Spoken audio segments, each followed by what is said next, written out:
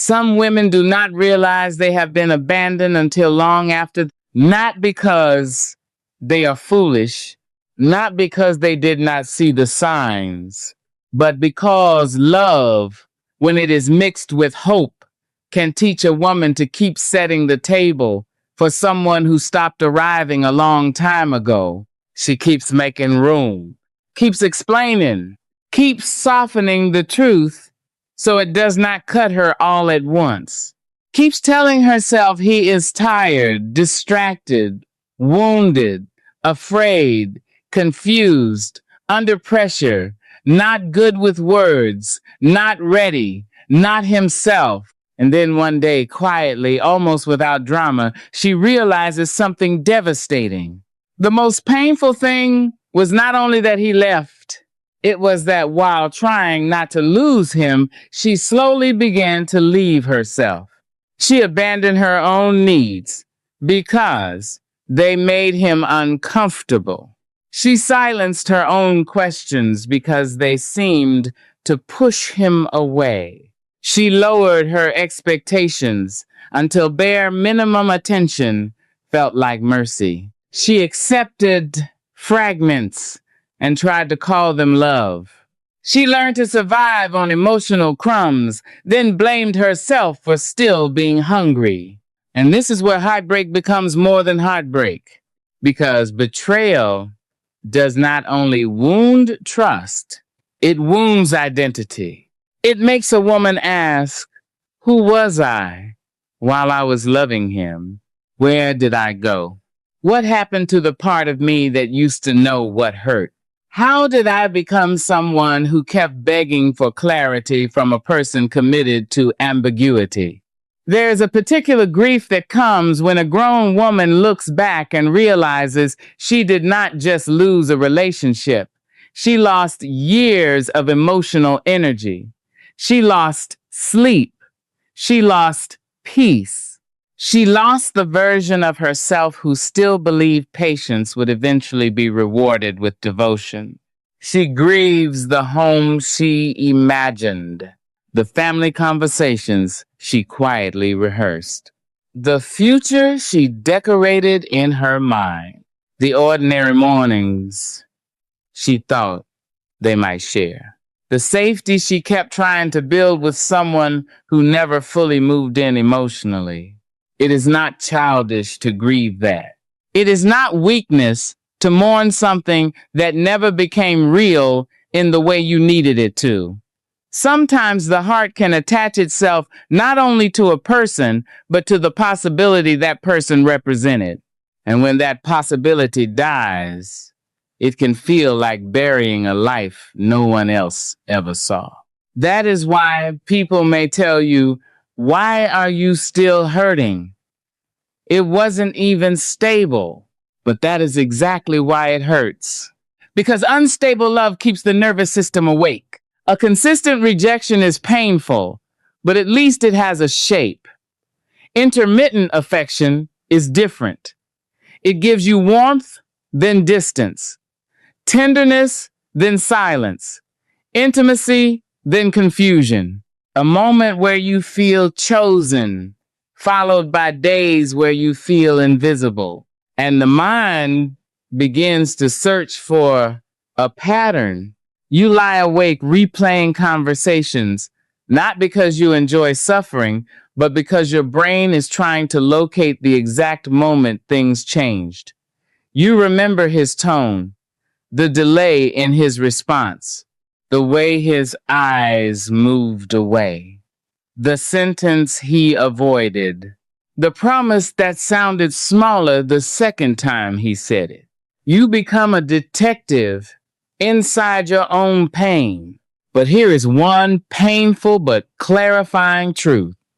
When someone withholds clarity long enough, a woman may start confusing anxiety with intuition. She may think, I feel so strongly about this, so maybe it must mean something. But sometimes what feels like a sign is actually the nervous system trying to survive uncertainty. Sometimes the pull you feel is not destiny, it is withdrawal. It is the ache created when affection became unpredictable and your heart started chasing the next moment of relief. That does not make your love fake. It means your pain became chemically, emotionally, and spiritually complicated. And this is why you must be gentle with yourself. Because you may still miss him and know he was not safe. You may crave contact and no contact would reopen the wound. You may feel humiliated by how deeply you loved someone who did not honor the weight of your love. You may resent yourself for wanting an apology from someone who may never have the courage to name what he did. This is not proof that you are weak. It is proof that attachment does not disappear just because truth arrives. Sometimes the soul knows before the heart is ready to obey. And sometimes healing begins in that painful space between what you know and what you still want. But the deeper work is not only to stop wanting him, the deeper work is to ask, with tenderness and honesty, where did I begin abandoning myself? Not to shame yourself, not to punish yourself, not to build a courtroom inside your chest, but to finally understand the places where longing made you negotiate against your own reality. Maybe you abandoned yourself every time you accepted silence as an answer, and then apologized for needing words. Maybe you abandoned yourself when you kept presenting your pain in a gentler tone, hoping that if you said it perfectly, he would finally care. Maybe you abandoned yourself when you made his emotional limitations more important than your emotional safety. Maybe you abandoned yourself when you kept protecting his image while privately collapsing under the truth of how lonely you felt. Maybe you abandoned yourself when you stayed available to someone who kept you uncertain. And perhaps the hardest part is realizing you did not do these things because you had no dignity.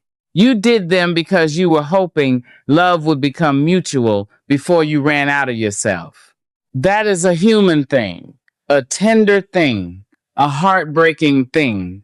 Many women discover too late that overgiving often begins as hope. At first, you are not trying to betray yourself. You are trying to be patient. You are trying to be understanding. You are trying to love like a grown woman, not like someone easily shaken. You tell yourself, relationships require grace, and they do.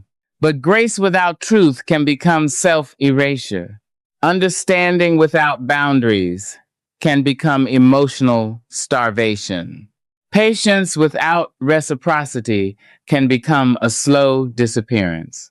There is a difference between loving someone through a difficult season and carrying the entire emotional weight of a connection by yourself. There is a difference between giving someone room to grow and shrinking yourself so they never have to. And there is a difference between being loyal and being left alone with the labor of love. Maybe you were the one who remembered the details, the one who checked in, the one who softened conflict, the one who tried to create safety, the one who noticed distance before he admitted it, the one who carried the conversations he avoided, the one who kept stitching meaning over wounds caused by refusal, not confusion. And he may have let you. That is a quiet kind of betrayal. Not always dramatic, not always loud.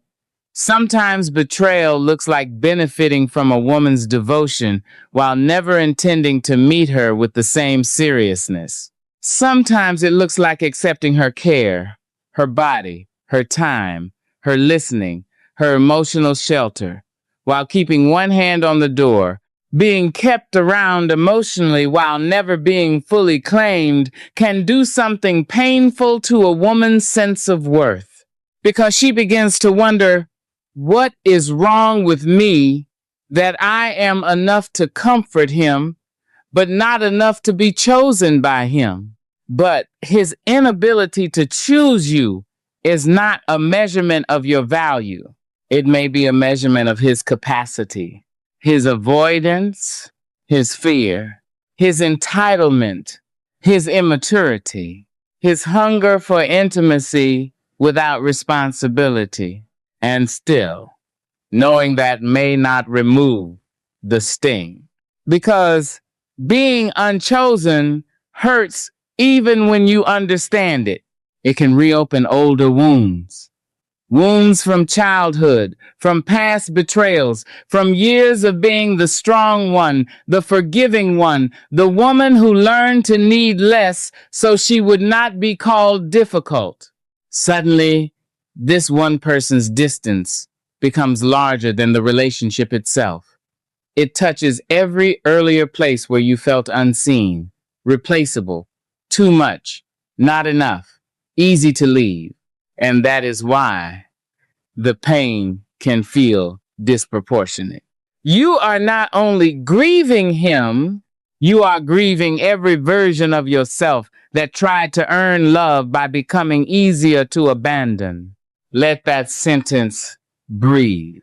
You are grieving the woman who waited, the woman who over-explained, the woman who ignored her body tightening when his words did not match his behavior, the woman who turned confusion into a project, the woman who kept holding a key to a house someone had already emptied. She deserves compassion, not contempt, because she was trying to survive with the tools she had at the time.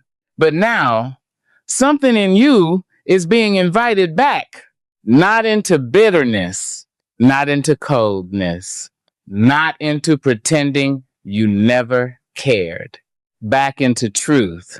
And truth may not feel empowering at first. Sometimes truth feels like grief.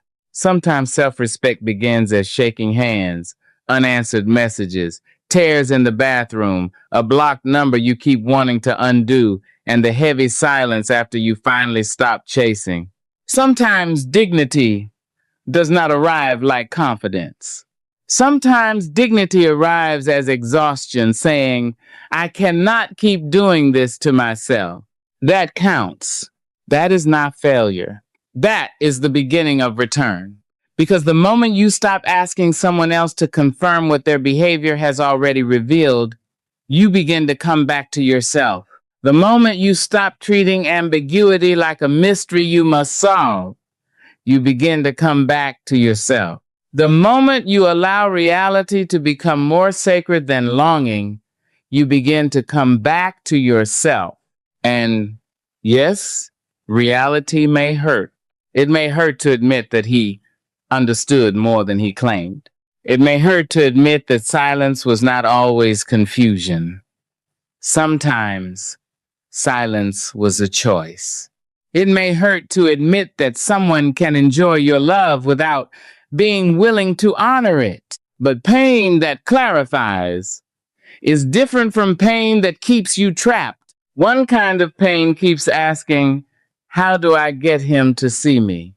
The other begins asking, why did I stay where I had to disappear to be tolerated? That second question is not easy, but it is holy in its honesty. Because the wound is not only that he failed to choose you, the wound is that somewhere along the way, you were pressured by longing, fear, hope, or history to stop choosing yourself. And now, healing will ask you to reverse that pattern slowly, not with slogans, with practice. Choosing yourself may begin by no longer rereading messages that only reopen the wound. It may begin by telling the truth to one safe person instead of protecting him in every version of the story. It may begin by admitting I was not loved in the way I needed to be loved without immediately defending why he could not do it. It may begin by letting your body rest from the constant work of decoding. It may begin by removing yourself from the emotional waiting room where he placed you. It may begin by saying, I can miss him and still not return to the version of myself I became with him. That is maturity. Not the absence of feeling, the presence of discernment inside feeling. A grown woman does not heal by pretending she was never hurt. She heals by refusing to let the hurt keep defining the terms of her life. She can say, I loved him, and also say, I lost myself there. She can say, I wanted it to be real, and also say, wanting did not make it mutual. She can say, I still feel grief, and also say, my grief is no longer a reason to abandon myself. There is no shame in having loved deeply. The shame belongs to the careless handling of that love, not to the woman who offered it sincerely. Your tenderness was not the problem. Your loyalty was not the problem. Your hope was not the problem. The pain began when those beautiful things were given to someone who used them as comfort without meeting them with commitment, honesty, or care. And now the work is not to become less loving. The work is to become less available for love that requires your disappearance. Because a woman can stay soft and still have boundaries. She can forgive and still not reopen the door. She can understand someone's wounds and still refuse to be wounded by them repeatedly. She can release the need for revenge and still tell the truth. She can miss what felt beautiful and still admit what was damaging. This is the kind of healing that does not perform. It does not need to prove that you are glowing now. It does not need to post strength like evidence. It does not need to pretend indifference. It simply begins to bring you home, back to your own voice, back to your own rhythms, back to mornings that are not built around whether he has reached out, back to meals you can taste, back to sleep that is not interrupted by unanswered questions. Back to the woman who can walk through her own life without dragging an unanswered goodbye through every room of her mind. And maybe you are not there yet. Maybe today you are still tired, still embarrassed, still angry, still tempted to check, still wondering whether he misses you, still grieving the woman you were before this changed you. That is allowed. Healing does not demand that you become instantly above it. It asks only that you become honest enough not to keep betraying yourself in the name of love. So tonight, instead of asking, why wasn't I enough for him? Ask something truer. Why did I make his choosing me more important than my choosing myself? Not as an accusation, as a doorway. Because once you ask that question with compassion, you stop standing outside the house of your own life, waiting for someone else to let you in. You begin to reach for your own key. And slowly, with trembling hands, you come home. There is a moment in healing when a woman stops asking, did he love me? And begins asking a more difficult question. What did I call love in order to survive, stand? That question can ache because it does not let the mind hide inside the softer parts of the story. It does not deny that there were tender moments. It does not erase the nights when he made you laugh, the conversations that felt intimate, the way his presence once seemed to calm a place in you that had been tense for years. But it asks you to look at the whole truth.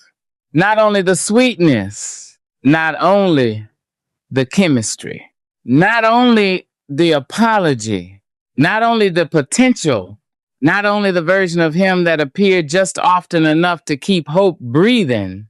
It asks you to look at the pattern.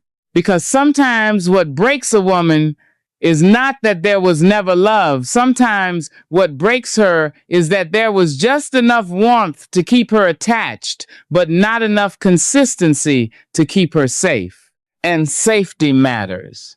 A grown woman can live without constant romance.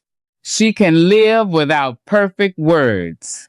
She can live without grand gestures. She can even live through hard seasons where love has to be patient and quiet.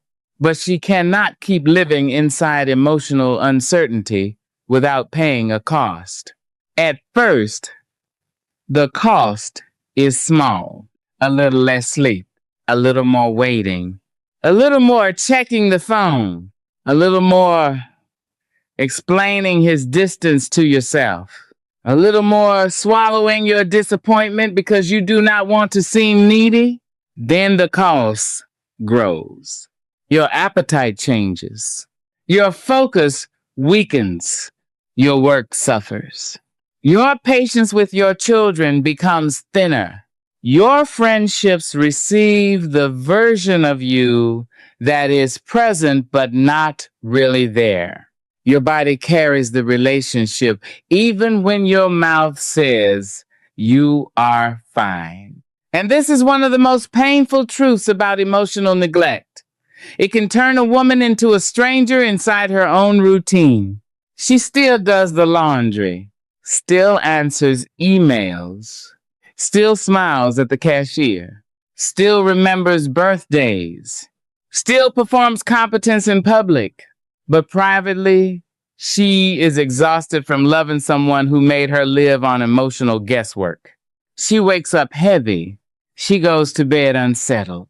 She tries to pray, breathe, journal, distract herself, become better, become calmer, become less affected. And underneath all of it, one question keeps moving through her like a cold wind. Why am I so easy for him to leave uncertain? That question can become poisonous if it is not handled with truth, because the wounded mind often does something cruel.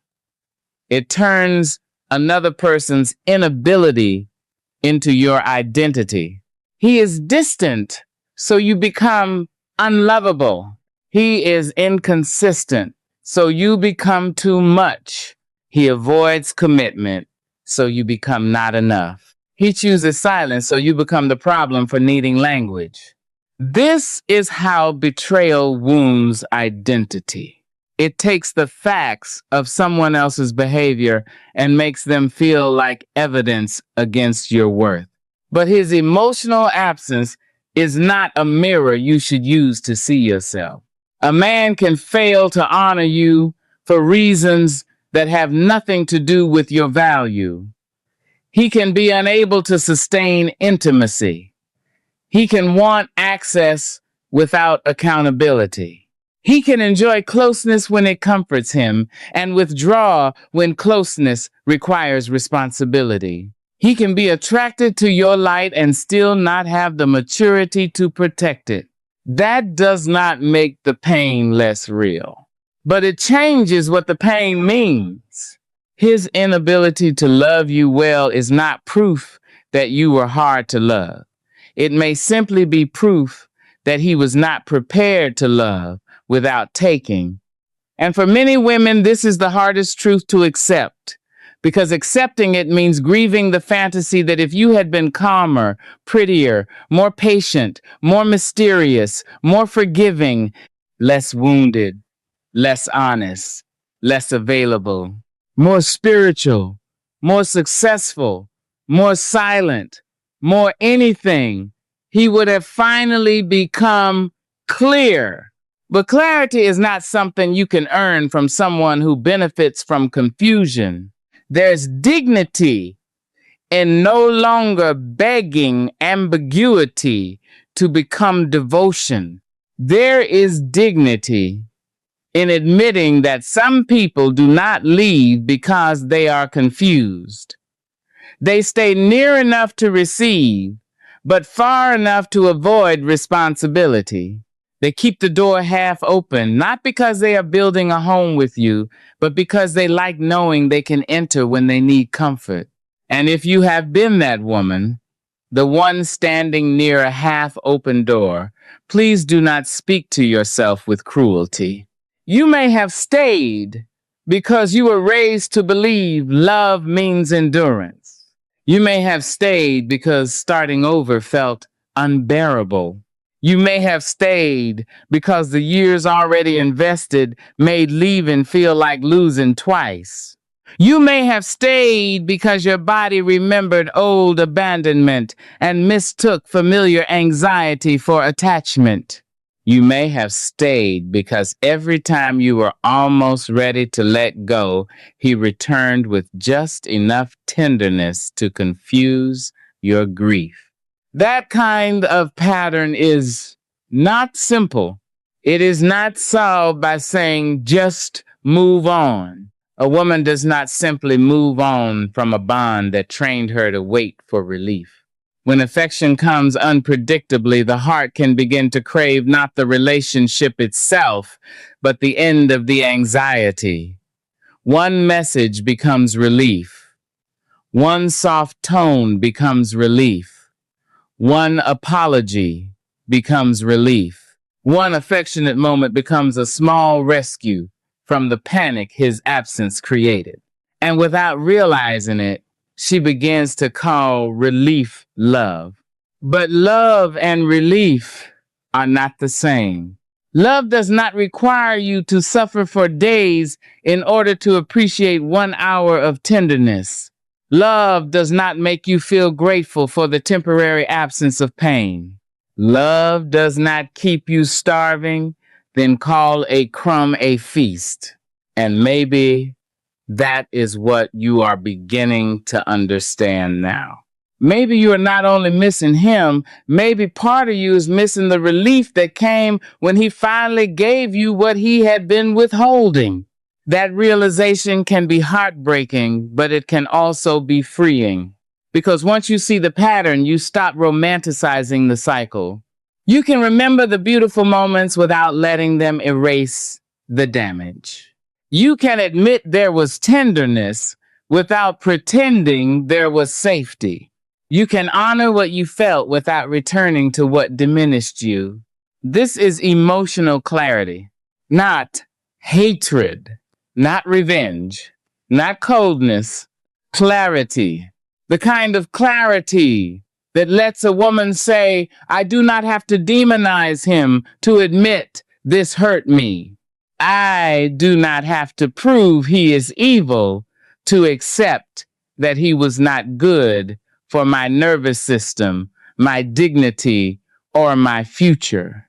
Sometimes women remain trapped because they think leaving requires anger strong enough to cancel love. But you do not have to stop loving someone completely before you stop abandoning yourself. You do not have to become disgusted before you create distance. You do not have to wait until every feeling disappears before you protect your peace. Sometimes the most mature boundary is the one you set while your heart is still tender. That is why self-respect can feel like grief at first. It may not feel powerful. It may feel like withdrawal. It may feel like shaking. It may feel like your whole body is reaching for the familiar, even though the familiar was hurting you. You might delete the conversation and feel like you erased a part of your history. You might block the number and then stare at the screen as if you have done something violent to yourself. You might stop checking his page and feel restless, as though your mind has lost its usual place to bleed. You might refuse to send the paragraph you wrote at midnight and feel like your pain has nowhere to go. That is not weakness. That is your system learning how to stop reaching toward the source of its injury for comfort. Be patient with that process. You are not only breaking contact, you are breaking a pattern. You are breaking the habit of outsourcing your emotional stability to someone inconsistent. You are breaking the belief that your peace must wait for his explanation. And this is where many women begin to feel the deeper grief. Not only I miss him, but I miss who I was before I needed so little. I miss the woman who did not analyze every delay. I miss the woman who trusted her own perception. I miss the woman who could feel desire without becoming desperate for certainty. That grief deserves space. Because when you have abandoned yourself in a relationship, healing is not only about releasing the other person, it is about grieving the distance between the woman you were and the woman you became while trying to be loved by someone who would not fully choose you. Maybe you became quieter, not peaceful, just quieter. Maybe you stopped asking for what you needed because the answer was always tension, defensiveness, or disappearance.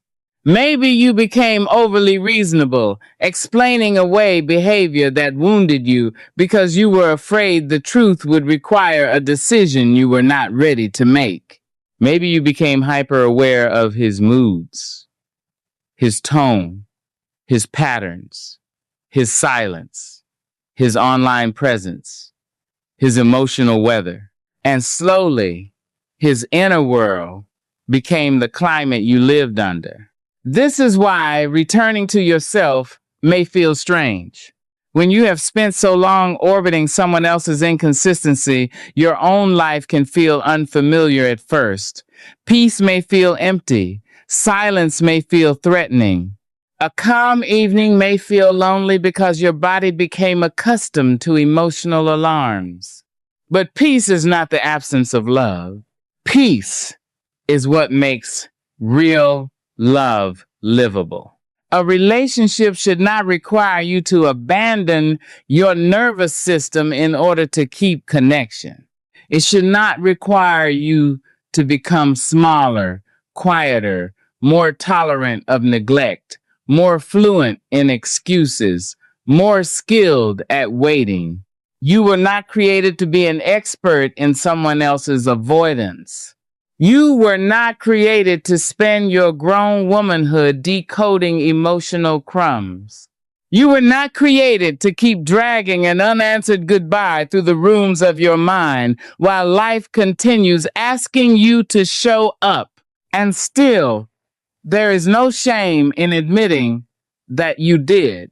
There is only responsibility now, not blame. Responsibility. Blame says, how could I let this happen? Responsibility says, now that I see it, how do I stop participating in my own disappearance? That question can change everything. It can change what you answer, what you ignore, what you explain, what you accept, what you call love, what you call enough. It can make you pause before sending another message to someone who already knows you are hurting. It can make you stop writing emotional essays to a person who keeps responding with emotional minimalism. It can make you notice when your body tightens, when your chest sinks, when your intuition whispers, this does not feel safe. And instead of silencing that voice, you begin to honor it. This is how self-trust returns. Not all at once. Self-trust returns every time you tell yourself the truth and do not punish yourself for knowing it. It returns when you stop needing a confession in order to validate what you experience. It returns when you say, even if he never admits it, I know what his inconsistency did to me. It returns when you stop confusing his version of the story with the whole story. Because some people will never narrate your pain honestly. They will say it was complicated. They will say you expected too much. They will say they did not mean to hurt you. They will say they were going through something. They will say you misunderstood. They may even say nothing at all. But closure cannot depend entirely on the honesty of the person who benefited from your confusion. Sometimes closure begins when you stop asking the wrong person to validate the wound. This does not mean your questions vanish.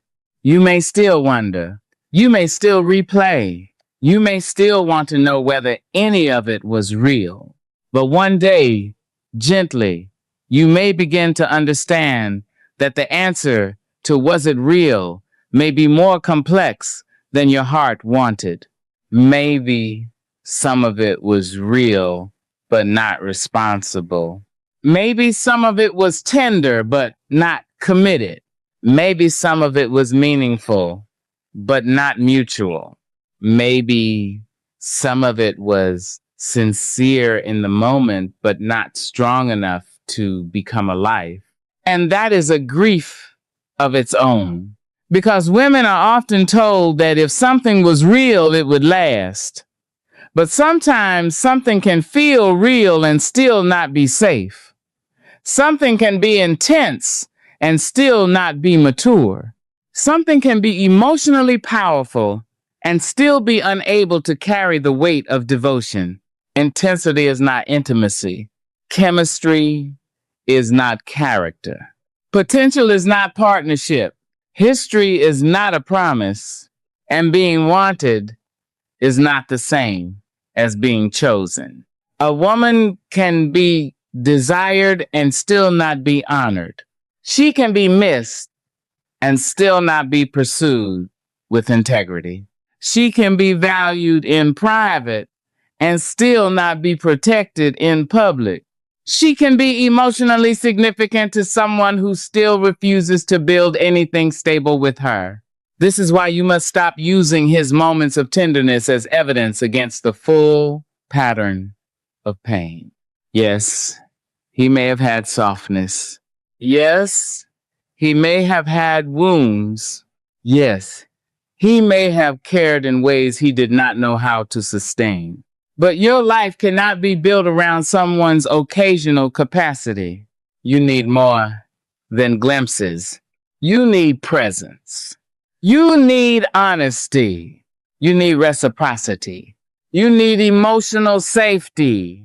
You need someone whose care does not disappear when responsibility enters the room. And if he could not offer that, then the work now is not to prove you deserved it. The work is to stop living as if you did not. That may mean grieving the future you rehearsed, the trips that never happened, the home that never became home, the conversations you imagine having years from now, the ordinary routines that hurt more than the dramatic memories because they were the life you thought you were building.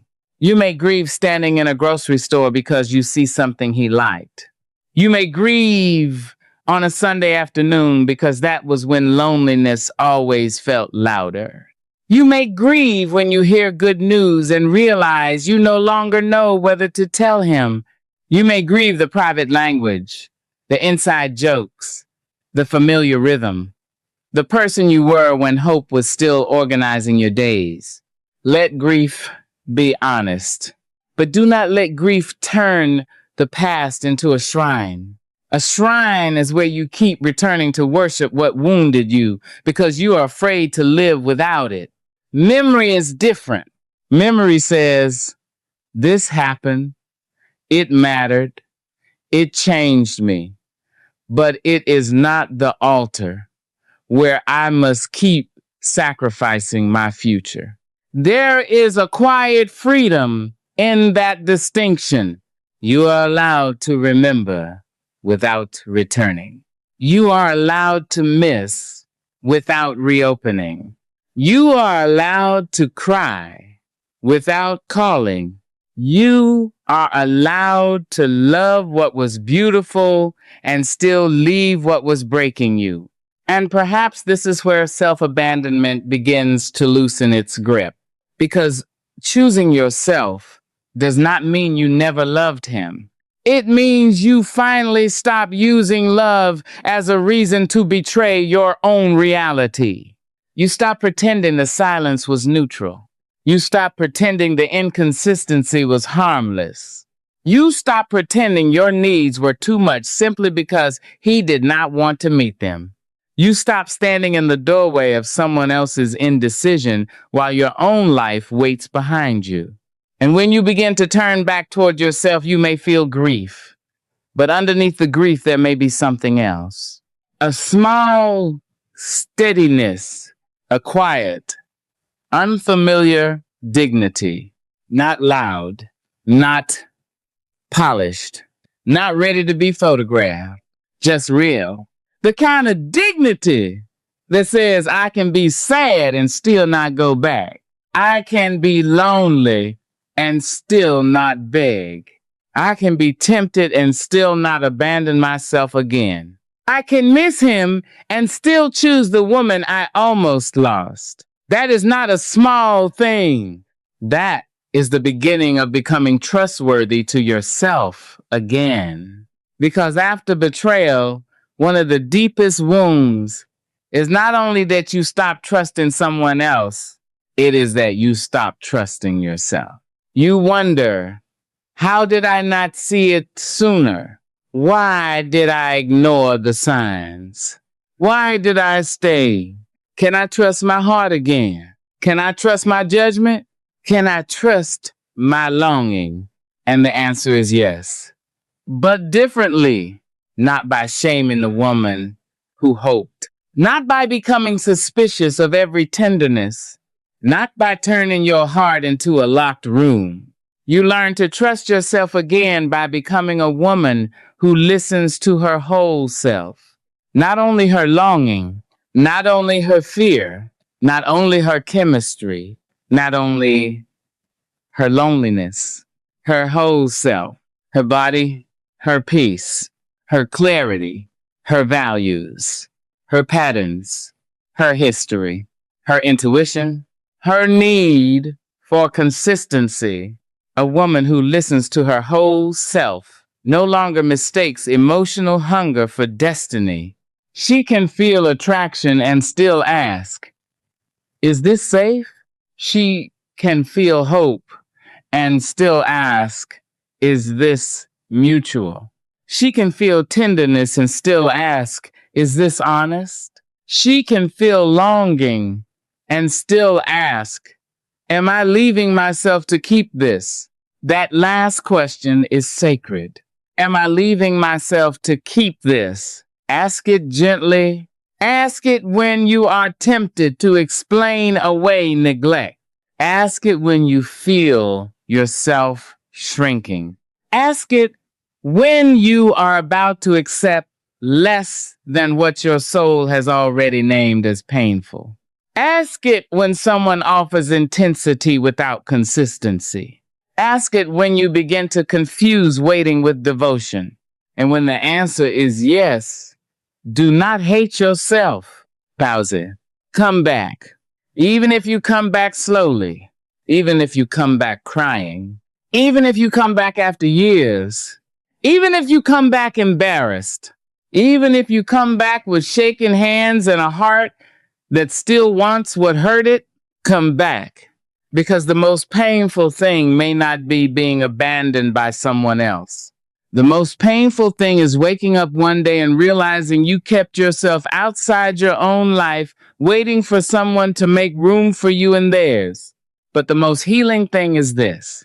You can stop, not all at once, not perfectly, not without grief, but honestly, you can stop abandoning the woman who has been waiting inside you. She is still there. Tired. Yes. Changed. Yes. More cautious now. Yes. But still there.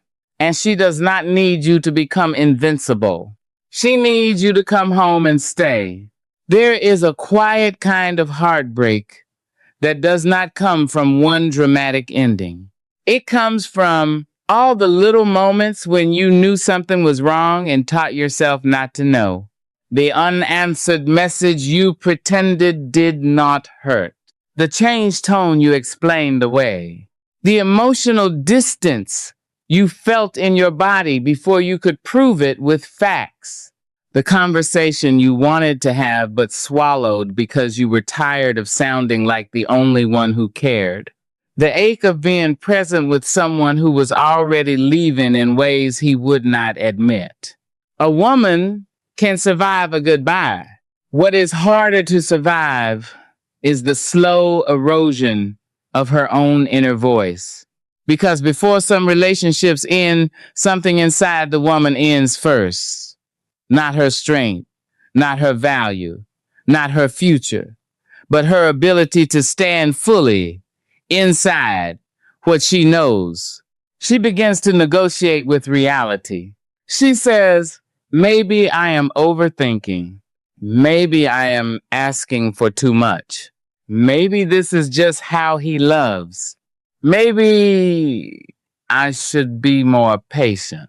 Maybe if I become calmer, he will come closer. Maybe if I need less, I will be easier to keep. And slowly, without realizing it, she turns against the part of herself that was trying to protect her.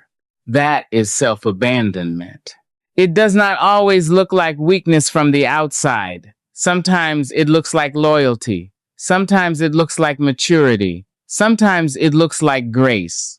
Sometimes it looks like being the woman who does not complain, who understands, who gives space, who does not pressure, who keeps showing up even while she is starving emotionally.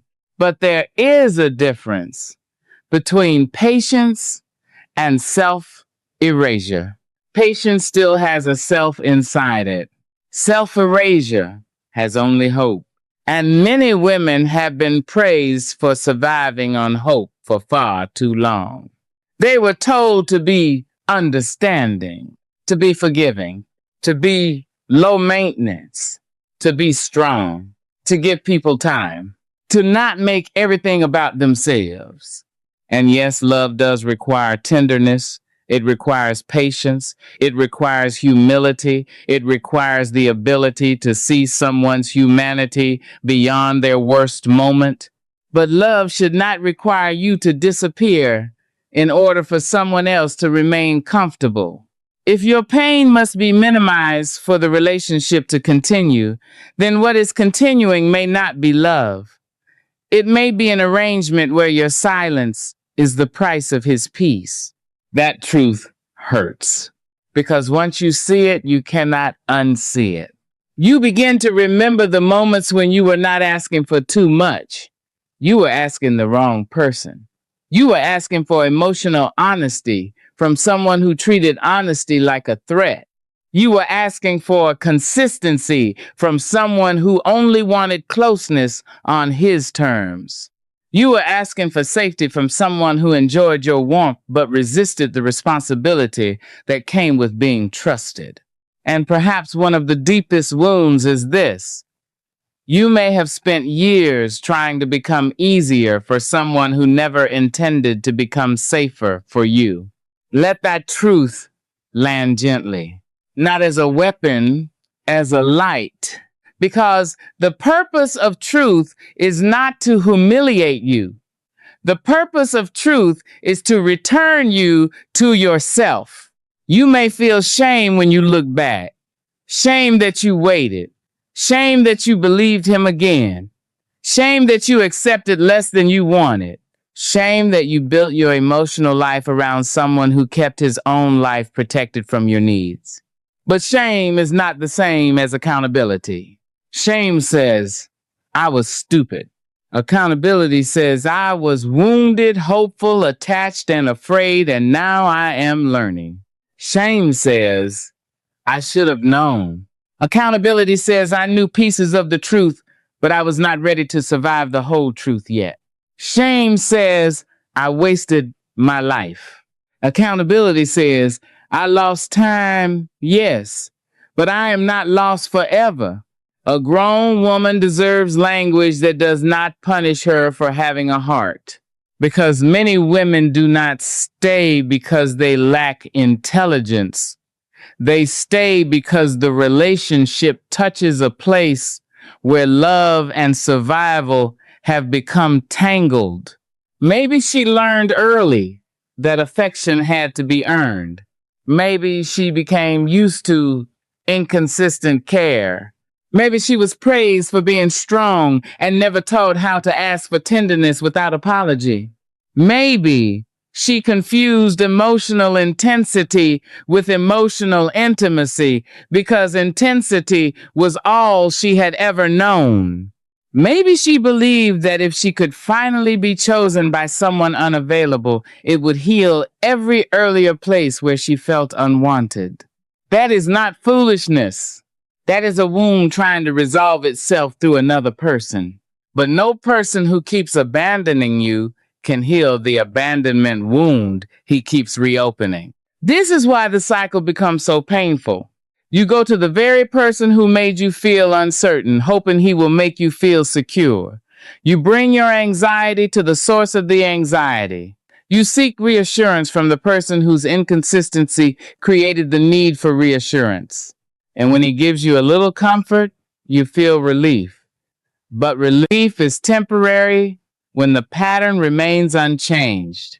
Soon the silence returns. Then the questioning returns. Then the self-blame returns. And every cycle costs you a little more of your own steadiness. This is why healing must become more than waiting for him to explain. Healing must become the practice of believing what repeated behavior has already told you. Not one mistake, not one hard week, not one imperfect conversation. Repeated behavior, the pattern is the message. A woman who is healing must learn to stop treating patterns like accidents simply because the apology sounded sincere. A sincere apology may express regret, but changed behavior expresses responsibility. And if responsibility never comes, then the apology becomes another hallway back into the same pain. You may have heard, "I'm sorry," but still felt alone. You may have heard, "I care about you," but still felt unclaimed. You may have heard, "I didn't mean to hurt you," but still watched him continue doing the thing that hurt you. You may have heard beautiful words that never became a livable reality. And that can split a woman in two. One part of her holds the words. The other part holds the pattern. One part says, "But he said he cared." The other says, "Then why did I feel so emotionally unsafe?" One part says, "Maybe he meant it." The other says, "Meaning it for a moment is not the same as living it with integrity." This split between hope and reality is exhausting. It is why you may feel tired in a way sleep does not fix. Because you are not only grieving, you are managing an inner argument. You are trying to keep alive a story that your body no longer believes. And the body often tells the truth before the mind is ready. The tight chest, the sinking stomach, the restless scanning, the way your breathing changes when his name appears, the way peace leaves when he returns. Even if part of you is glad to hear from him, sometimes your body is not anxious because you love him so much. Sometimes your body is anxious because it remembers what loving him costs. That is a deeper truth many women do not want to face at first. Because if your body relaxes when he is gone and panics when he returns, then maybe the bond is not safety. Maybe it is activation. Maybe what you call passion was partly your nervous system trying to find solid ground beneath someone inconsistent. This does not mean you did not love him. It means love was not the only thing happening. Fear was there. Longing was there. Attachment was there. History was there. Old wounds were there. Hope was there. And perhaps underneath all of it, a quiet part of you was whispering, "This is costing me too much." That whisper matters.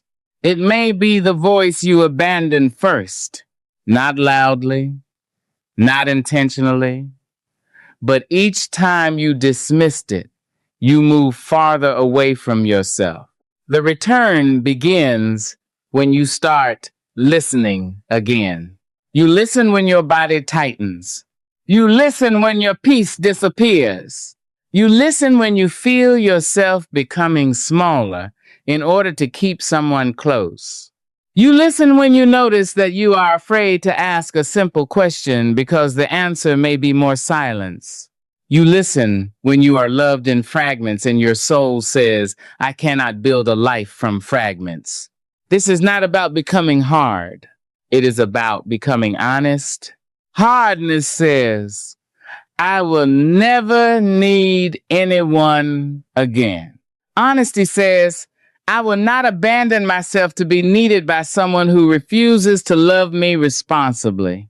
Hardness says, everyone leaves. Honesty says, some people leave and some people stay.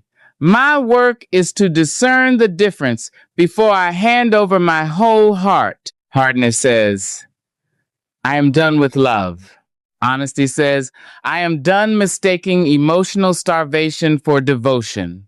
A woman can remain tender and still become wise. She can still believe in love, but now she knows that love must have a shape. Love must have behavior. Love must have truth. Love must have accountability. Love must have a place for her needs to exist without being treated as a burden. Because being easy to love should not mean being easy to neglect.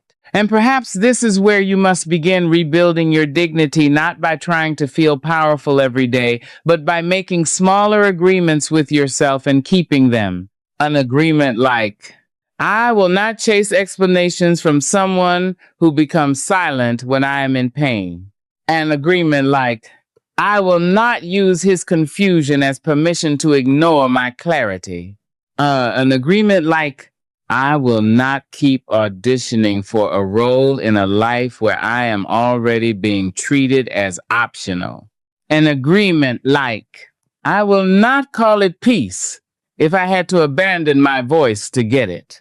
These are not slogans, they are anchors. You may not feel strong when you say them. That is all right.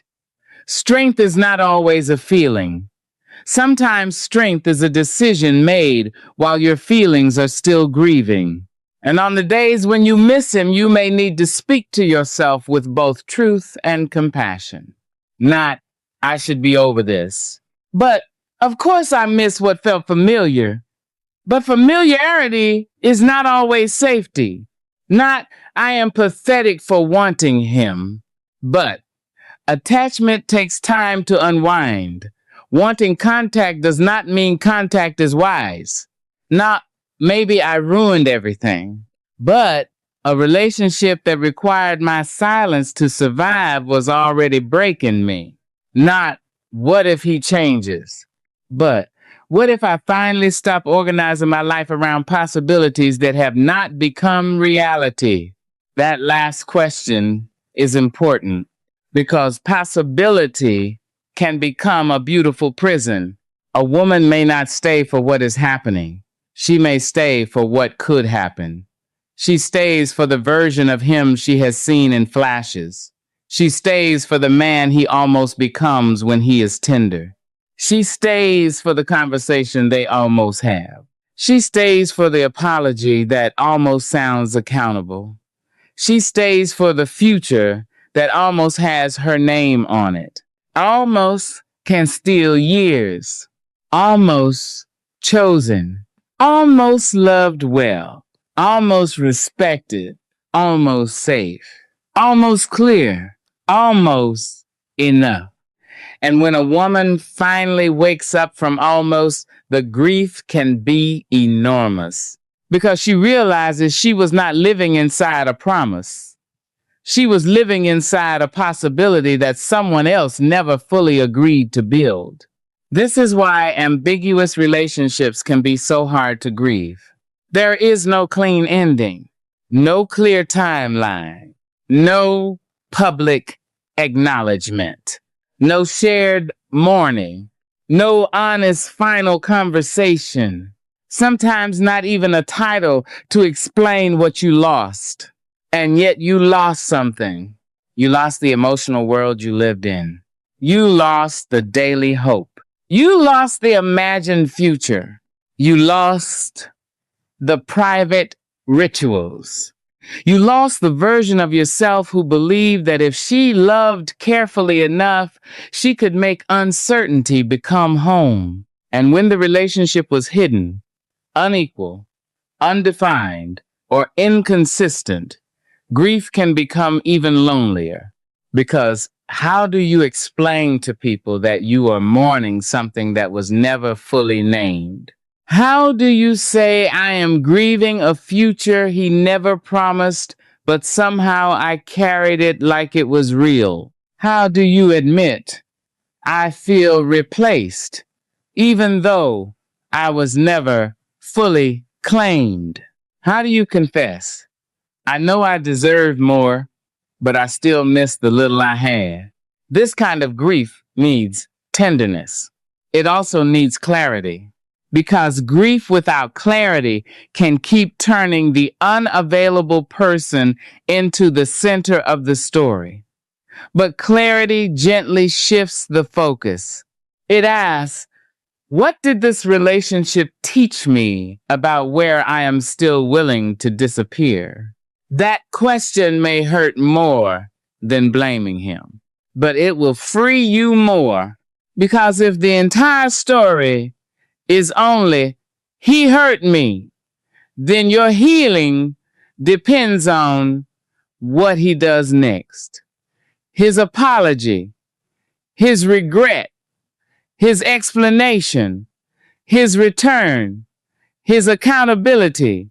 But if part of the story becomes, I must learn where I abandoned myself, then power begins to return to your hands. Not the power to change him, the power to stop losing yourself. And that power may begin in ordinary ways. You stop checking whether he watched your story. You stop building your mood around his absence. You stop rehearsing perfect sentences that will finally make him understand. You stop treating your pain like a courtroom case that needs his signature to be valid. You begin eating breakfast without your phone in your hand. You begin walking without turning memories into companions.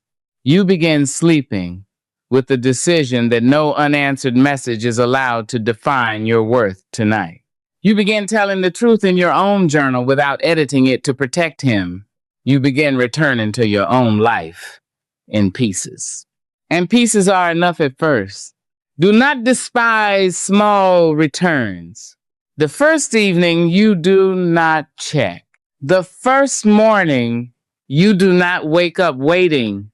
The first time you feel sadness and choose not to feed it with old messages. The first time you say, I miss him, and then still make a choice that protects you. The first time you realize you laughed without performing healing for anyone. These are not small things. They are signs that the woman inside you is beginning to trust that you will not leave her again. Because that is the deeper repair. You are not only learning to live without him, you are learning to live with yourself again, to sit with your own emotions without running to the person who caused them, to honor your own perception without needing him to agree, to stop making yourself smaller because someone else was uncomfortable with your fullness, to rebuild a life where your nervous system is not always waiting for the next withdrawal. That is a sacred rebuilding, not glamorous, not always visible, not always quick, but sacred. And one day, perhaps not suddenly, you may notice that your longing has changed. It may still be there, but it no longer commands you. You may remember him, but the memory does not pull you out of yourself as violently. You may see something that reminds you of him, but you do not collapse into the old story. You may wonder how he is, but you no longer confuse curiosity with an instruction to reach out. That is healing. Not forgetting, not becoming untouched, not rewriting the past as meaningless.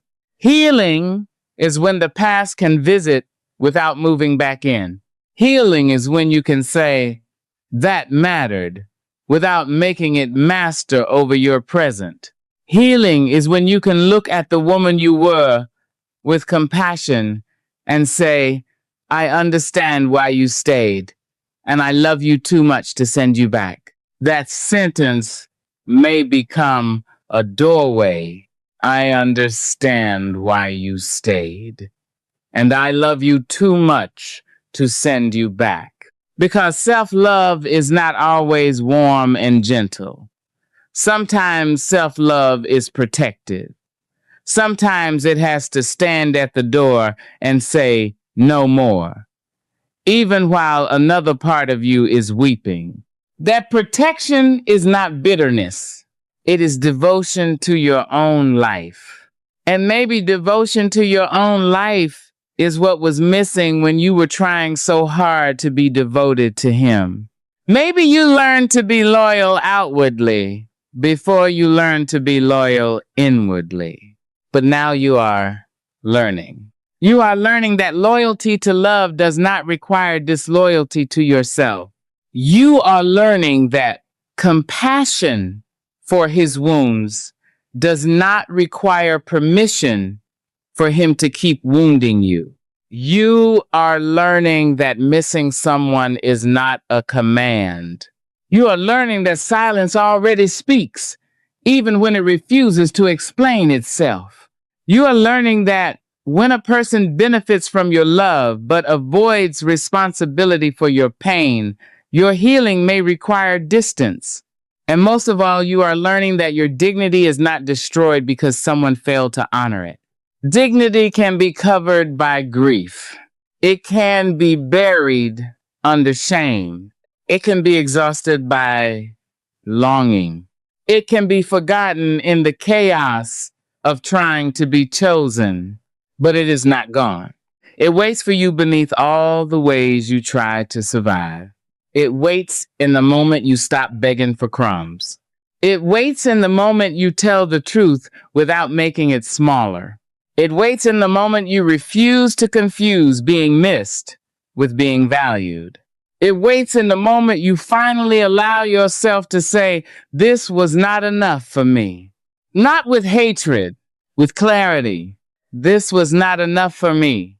There is grief in that sentence, but there is also self-respect. Because a woman who can say what was not enough is a woman beginning to remember that she was worthy of more than survival. And you were. You were worthy of more than reading silence like a language. You were worthy of more than being loved in private and avoided in practice. You were worthy of more than carrying the emotional labor of a relationship someone else would not name. You were worthy of more than being the safe place for someone who made you feel unsafe. You were worthy of more than a connection that kept asking you to betray your own knowing. But hear this carefully. Your worthiness does not mean you should have known sooner. It means you deserve gentleness, as you know now. Do not use your awakening as another reason to punish yourself. Some truths arrive only after the heart has exhausted every excuse. Some women do not leave the first time reality speaks because they are still hoping the story can be saved. Sometimes it takes many small heartbreaks before the soul finally stops negotiating. That does not make you weak. It means you are human. But now that you see, do not close your eyes again just to make the past feel less costly. Let the cost teach you. Let the grief cleanse you. Let the silence clarify you. Let the disappointment mature you. Let the truth return you to yourself. And on the days when you wonder whether you will ever feel whole again, remember this. Wholeness does not mean you become the woman you were before him. That woman may not return in the same form. But another woman is being formed. A woman with softer eyes and stronger boundaries. A woman who knows that tenderness without self-protection can become self-betrayal. A woman who no longer mistakes being needed for being cherished. A woman who can love deeply without handing over the authority of her own soul. She is not bitter. She is awake. And awakening is often painful before it becomes peaceful. It may begin with tears, with trembling, with loneliness, with the ache of not reaching out, with the uncomfortable silence where his presence used to be. But slowly, that silence becomes yours. Not the silence he left you in, a different silence. A silence where you can hear yourself again. A silence where your own life begins speaking. A silence where your body rests from the chase. A silence where your heart stops begging confusion to become clarity. A silence where grace does not mean tolerating harm, but finally telling the truth with compassion. And in that silence, you may discover something you forgot. You are still here, not untouched, not unchanged, not without scars, but here. And perhaps that is where the return begins. Not when he apologizes, not when he regrets it, not when he understands, not when he finally names what he did, but when you stop waiting for his awakening and begin honoring your own, because his clarity may never come. His accountability may never arrive. His apology may never be as deep as the wound, but your life is still asking for you. Your peace is still asking for you. Your future is still asking for you. Your body is still asking for rest. Your soul is still asking for truth. The woman you abandoned while trying to be chosen is still asking you to come back. So come back slowly. Come back through honesty. Come back through boundaries. Come back through grief that does not romanticize what harmed you. Come back through small acts of self-respect no one else may notice. Come back through the decision to stop making someone's inability your identity. And when longing rises as it may, speak to it kindly. Say, I know why you are here. You are reaching for what once felt like home. But we are building a safer home now. Then breathe. Let the wave pass. Let the memory pass. Let the old urge pass. You do not have to obey every ache. Some aches are not instructions. Some aches are simply places inside you asking to be held until they learn they are no longer abandoned. Hold them. Hold yourself. Not perfectly, not dramatically, but faithfully. Because the love you kept trying to give to someone who would not fully receive you now has somewhere sacred to go, back into your own life. There is a kind of silence that does not feel empty. It feels crowded. Crowded with every question you were never given the dignity of asking safely. Crowded with all the sentences you wrote and deleted. Crowded with the explanations you invented because the truth felt too cruel to hold without padding. Crowded with the version of him you defended, the version of you that waited, and the version of the relationship that existed more clearly in your hope than in his behavior. Silence can become a room a woman keeps entering, hoping the furniture has moved, but nothing changes. The same questions sit there. Why did he pull away? Was there someone else? Did I matter? Was any of it real? How could he be so close, then become so unreachable? Why did he let me keep loving him if he knew he was not choosing me? And when there are no answers, the mind begins to manufacture them. This is not because you are dramatic. This is not because you lack dignity. It is because the human mind struggles to heal from what it cannot place in a coherent story. When a person leaves without honesty, when they withdraw without explanation, when they betray and then offer no real accountability, the wound does not close neatly. It keeps searching for edges. So you replay. You revisit the first signs. You analyze the last conversation. You inspect your own words like evidence. You wonder whether you were too emotional, too available, too guarded, too honest, too late, too much, not enough. And sometimes without realizing it, you begin putting yourself on trial for someone else's lack of courage. That is one of the hidden cruelties of withheld closure. When the other person refuses to name what happened, the abandoned woman often starts blaming herself just to create a sense of control. Because if it was your fault, then maybe you can fix it. If you caused it, maybe you can undo it. If you said the wrong thing, maybe the right thing will bring him back. If you were too much, maybe becoming smaller will restore the connection. Self-blame can feel terrible, but sometimes it feels less helpless than accepting that someone hurt you because of who they are, not because of what you failed to become. That is a painful but necessary truth. Some people do not hurt you because you lacked the right words. They hurt you because they lacked the character, maturity, or willingness to handle your heart with care. And no amount of perfect communication can make an unavailable person become emotionally responsible. That truth may feel like grief at first, because it removes the fantasy of control. It means there may not have been a magic sentence. There may not have been a softer tone, a better moment, a more patient version of you that could have made him choose you with integrity. Maybe you were not one conversation away from being loved properly.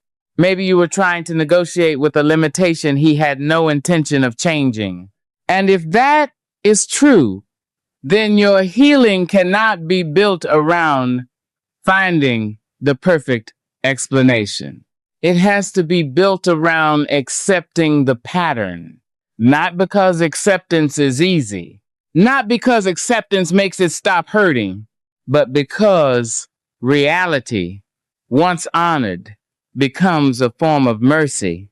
Longing says, maybe there is still a hidden reason that would make this hurt less.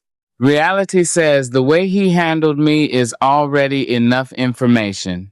Longing says, maybe if I understood him completely, I could finally let go. Reality says, understanding someone's wounds does not require me to keep standing inside them. Longing says, maybe silence means he is conflicted. Reality says, silence also means he is not showing up. And there is dignity in letting reality speak plainly. Because many women do not stay attached only to a person. They stay attached to the possibility of an explanation that would make the pain feel less humiliating. They want him to say, you mattered.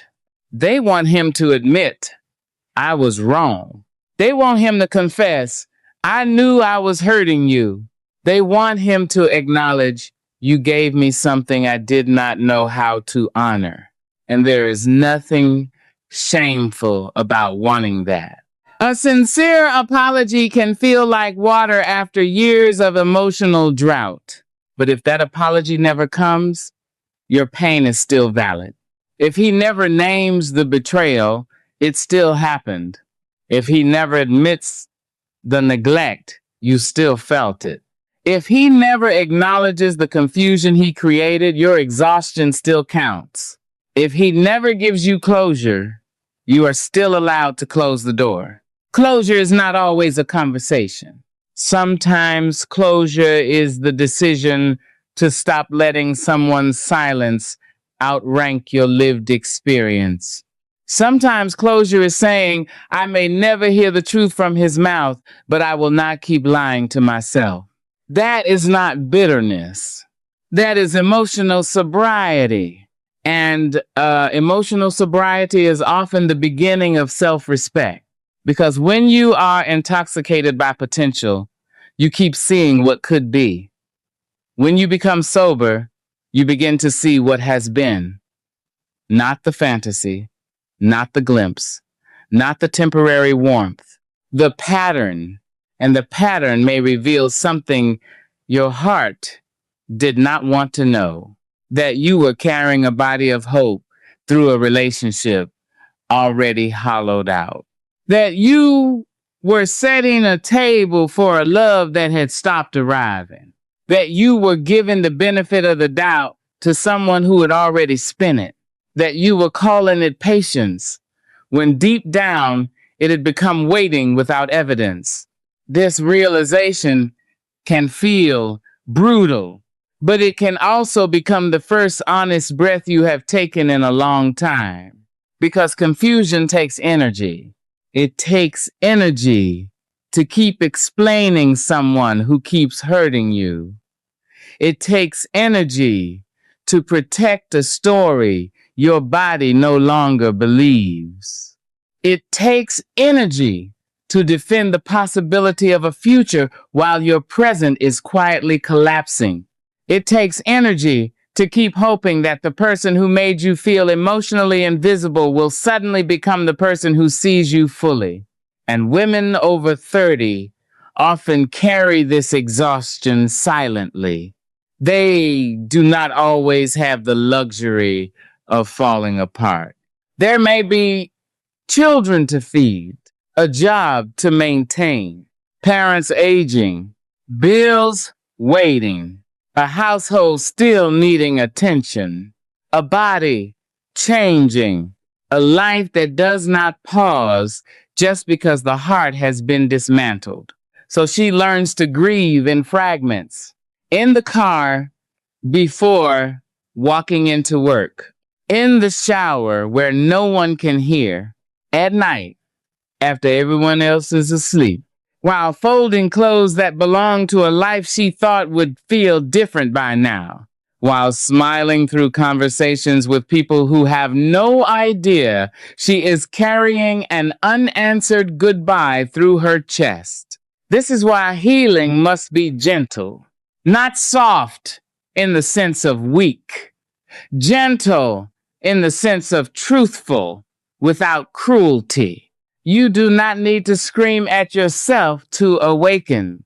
You do not need to insult the woman who stayed. You do not need to turn your past self into an enemy in order to become wiser. She was trying. She was trying with the tools she had. She was trying with the wounds she had not yet named. She was trying with the hope that love would finally become safe if she could just endure long enough. And now you can bless her effort without continuing her pattern. You can say thank you for trying to love, but we cannot keep surviving by abandoning ourselves. That sentence is a turning point because self-abandonment often hides beneath beautiful words. Grace, loyalty, patience, commitment, forgiveness, understanding. These words can be sacred when they are rooted in truth. But when they are used to keep you silent in the face of repeated harm, they become cages dressed as virtues. Grace does not mean denying what damaged you. Loyalty does not mean staying available to someone who keeps treating you as optional. Patience does not mean waiting while your self-worth dissolves. Forgiveness does not mean giving someone unlimited access to the parts of you they kept wounding. Understanding does not mean making your pain disappear so his behavior can remain comfortable. A mature woman must learn the difference, because without that difference, She may keep calling self-abandonment by noble names. And perhaps that is the heartbreak beneath the heartbreak. You were not only trying to keep him, you were trying to remain the kind of woman you believed you should be. The understanding woman, the patient woman, the forgiving woman, the woman who does not give up easily, the woman who loves deeply, the woman who sees the good in people, the woman who believes love can heal. Those qualities are beautiful, but even beautiful qualities need boundaries. Without boundaries, your compassion can become a place where careless people come to rest while you carry the cost. Without boundaries, your loyalty can become a bridge people cross repeatedly without ever building anything with you. Without boundaries, your tenderness can become a room where someone warms themselves and then leaves you cold. You do not have to lose your softness, but your softness needs a gate. Not a wall around your whole heart, a gate. A gate means you can still welcome love, but you are no longer leaving the door open to confusion, neglect, and emotional trespassing. A gate means access is not hatred or entitlement. It is discernment. A gate means someone's desire for you does not automatically qualify them for your inner life. A gate means you stop making your availability the proof of your love. Because love that requires you to have no gate is not love, it is consumption. And a woman does not become less loving when she becomes less consumable. She becomes more whole. This is the part of healing that may feel unfamiliar. For a long time, you may have measured love by how much you could endure, how much you could forgive, how long you could wait, how deeply you could understand, how many times you could reopen after being hurt. But what if love is also measured by how truthfully you can remain with yourself? What if devotion includes devotion to your own soul? What if the question is no longer, how much can I take before I leave? But how soon can I honor what my spirit already knows? That shift is not easy, especially when you are used to proving your worth through endurance. Many women have been trained to be proud of how much they can carry. They carry family pain, emotional labor, other people's immaturity, the hidden tasks, the hard conversations, the memory of birthdays, appointments, preferences, wounds. They carry everyone's needs so naturally that when a relationship asks them to carry too much, it feels familiar instead of alarming. But familiar does not always mean healthy. Sometimes familiar is just the wound recognizing its old environment. And when you are healing, you must ask yourself with honesty, does this love feel like peace? Or does it feel like a role I learned to play? Am I being cherished or am I being useful? Am I loved or am I being emotionally fed just enough to keep giving? Do I feel chosen or do I feel managed?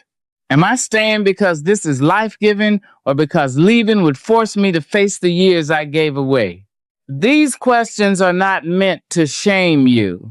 They are meant to wake up the parts of you that have been sleeping under survival. Because a woman can become so skilled at coping that she forgets she is allowed to desire more than coping. You are allowed to desire peace, not the fragile peace that comes from not bringing things up. Real peace. The kind where your body does not brace before asking a question. The kind where your needs do not feel like threats. The kind where affection does not disappear after vulnerability. The kind where love has a rhythm you can trust. You are allowed to desire consistency, not perfection, consistency. Someone who does not make you feel foolish for believing them. Someone whose care remains present when life becomes inconvenient. Someone who does not treat honesty as pressure. Someone who understands that your heart is not a place to visit casually when loneliness calls. You are allowed to desire being chosen clearly, not begged for, not performed for, not negotiated into existence, chosen. And if that word hurts, let it hurt honestly, because being unchosen by someone you chose deeply can leave a bruise on the soul.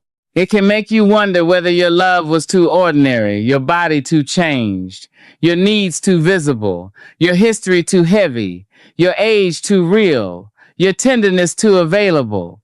But no, being unchosen by one person does not make you universally unwanted. It means one person could not or would not meet you where love required responsibility. Do not turn his limitation into your identity. Do not make his avoidance your mirror. Do not let one person's inability to honor your presence convince you that your presence has no weight. You may have been mishandled, but you are not diminished. There is a difference. A precious thing can be mishandled by careless hands and remain precious. A home can be neglected by someone who never learned reverence and still be worthy of warmth. A heart can be wounded by someone's refusal and still remain capable of love, wisdom, and renewal. Your value did not evaporate because he failed to recognize it fully, but your self-trust may need repair. And repairing self-trust requires you to stop arguing with your own knowing. It means when something hurts, you do not immediately ask whether you have permission to hurt. It means when someone's behavior creates confusion, you do not spend months trying to make confusion noble. It means when your body says, I feel unsafe, you do not silence it just because your heart says, but I miss him. Both can be true. You can miss him and still know. You can love him and still leave. You can understand him and still protect yourself. You can wish things were different and still stop pretending they are. That is emotional adulthood. Not the absence of longing, the refusal to let longing become Lord over your life. And slowly, as you practice this, something begins to shift. You stop checking every silence for hidden meaning. You stop interpreting inconsistency as a puzzle. You stop trying to prove you were worthy of the love he failed to give. You stop asking pain to become proof that the connection was sacred. This is important. Sometimes women cling to pain because if the pain is deep, then surely the love was deep. If the grief is enormous, then surely what happened must have been meaningful. And yes, it may have been meaningful, but pain alone is not evidence of love's quality. Sometimes pain is evidence of how far you had to stretch away from yourself to keep someone close. Let that be a new kind of clarity. The depth of your suffering does not prove that you lost the love of your life. It may prove that you lost yourself trying to make someone love you in a way they were not willing or able to do. And if that is true, then the path forward is not to keep worshiping the loss. The path forward is to recover the self. The self who has preferences. The self who has a voice. The self who can say no. The self who can rest. The self who can be disappointed without collapsing. The self who does not need to be chosen by the unavailable in order to feel real. She may feel far away, but she is not gone. She comes back in small acts of truth.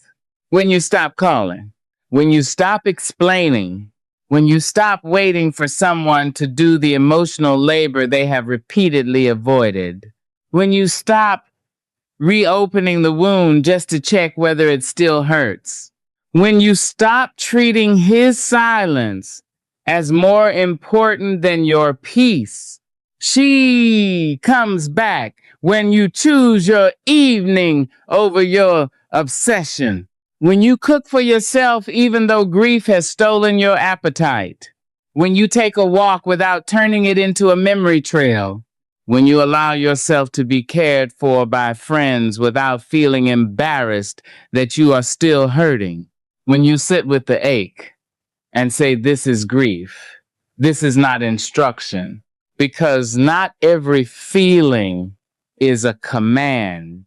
Loneliness is not a command to return. Longing is not a command to reach out. Nostalgia is not a command to rewrite the truth.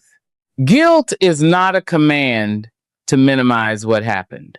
Missing him is not a command to abandon yourself again. Some feelings are waves. They rise. They swell. They threaten. They pass. And each time you let one pass without betraying yourself, you become more rooted. This is how dignity returns. Not in one grand moment, but in the quiet repetition of self-respect. The deleted message. The honest journal entry. The phone placed across the room. The boundary kept while crying. The memory allowed without surrendering to it. The truth spoken without apology. And one day, the same silence that once tortured you may begin to feel different. Not because it stopped being sad, but because you stopped filling it with self-blame. You stopped saying, what did I do wrong? And begin saying, what did this reveal? You stopped saying, why wasn't I chosen? And begin saying, where did I stop choosing myself? You stop saying, how do I get closure from him? And begin saying, what would it mean to close the door with my own hands? That is not giving up. That is growing up inside the wound. And grown-up healing is not always glamorous. It may not look like sudden confidence or dramatic reinvention. It may look like ordinary faithfulness to your own recovery. It may look like grieving honestly while still paying bills. It may look like resisting the urge to check. It may look like telling the truth to yourself in the morning and again at night because the old story keeps trying to return. And when the old story returns, meet it with patience. The mind will offer you edited memories. It will show you the tenderness and hide the neglect. It will replay the laughter and mute the loneliness. It will magnify the potential and blur the pattern. It will ask, was it really that bad? When that happens, do not rely only on memory. Rely on evidence. Remember how your body felt. Remember the confusion. Remember the waiting. Remember the way your needs became negotiable. Remember how often you had to recover from contact with him. Remember the woman you became when you were trying to make it work. Not to hate him, to stay honest. Because healing requires a faithful memory. A memory that does not betray you just because you are lonely. A memory that can hold both truths. There were moments that felt beautiful, and there were patterns that were breaking you. You do not have to deny the beauty. You simply have to stop letting beauty excuse harm. That is wisdom. And wisdom is one of the gifts pain can leave when you stop using pain to punish yourself. Maybe now you will love differently, not less, not colder, not with a locked soul, differently, with attention to consistency, with respect for your own body's signals, with courage to ask direct questions, with willingness to leave when the answer is already in the behavior, with tenderness that includes you, because the love you are learning now must include you. It must include your peace, your voice, your limits, your timing, your body, your dignity, your future. If love requires you to abandon all of that, then it is not love asking. It is hunger. It is fear. It is attachment. It is the old wound trying to turn another person into proof that you are finally enough. But you do not need to be proven into worthiness. You need to be returned to it. And maybe tonight, return looks simple. Not sending the message, not checking the page, not rereading the old apology, not turning one lonely hour into a doorway back to months of pain. Maybe tonight, return looks like placing your hand over your heart and telling the truth. I am hurting. I am grieving. I am still learning how to stop reaching for what wounded me. But I will not abandon myself tonight. That is enough for tonight. You do not have to heal your whole life in one evening. You only have to stay with yourself through this one wave. Then the next. Then the next. And slowly, the woman you thought you lost will begin to recognize your footsteps. She will hear you coming back. Not perfectly, not proudly, not without scars, but sincerely. And she will not ask why you took so long. She will simply open the door.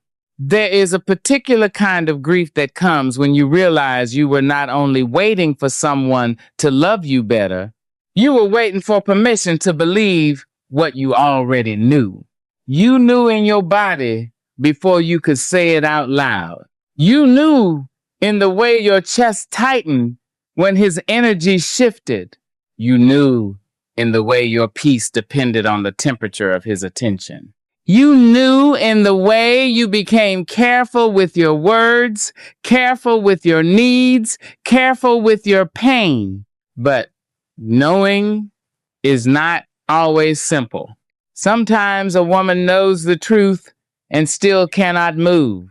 Not because she is weak, not because she enjoys suffering, not because she lacks self-respect, but because truth can arrive before strength does. And in that space, between knowing and leaving, a woman may feel more alone than anyone realizes. She may be functioning. She may be polite. She may still answer messages, attend meetings, buy groceries, take care of children, look presentable, remember what everyone needs from her. But inside, she is carrying the weight of a reality she has not yet fully admitted. That is a lonely place to live. It is lonely to know someone is not choosing you while still hoping tomorrow will be different. It is lonely to feel abandoned while still technically connected. It is lonely to be in a relationship or something like a relationship and still feel as if you are standing outside in the cold, watching the lights on inside a house where you were never truly invited to stay. And perhaps that is one of the most quietly devastating experiences for a grown woman. Not being fully left, but never being fully welcomed. Because when someone leaves clearly, the wound is terrible, but at least the direction is visible. But when someone keeps you near without choosing you, keeps you warm without building with you, keeps you emotionally invested without giving you emotional safety, the grief becomes confusing. You are not free, but you are not held. You are not abandoned openly, but you are not protected.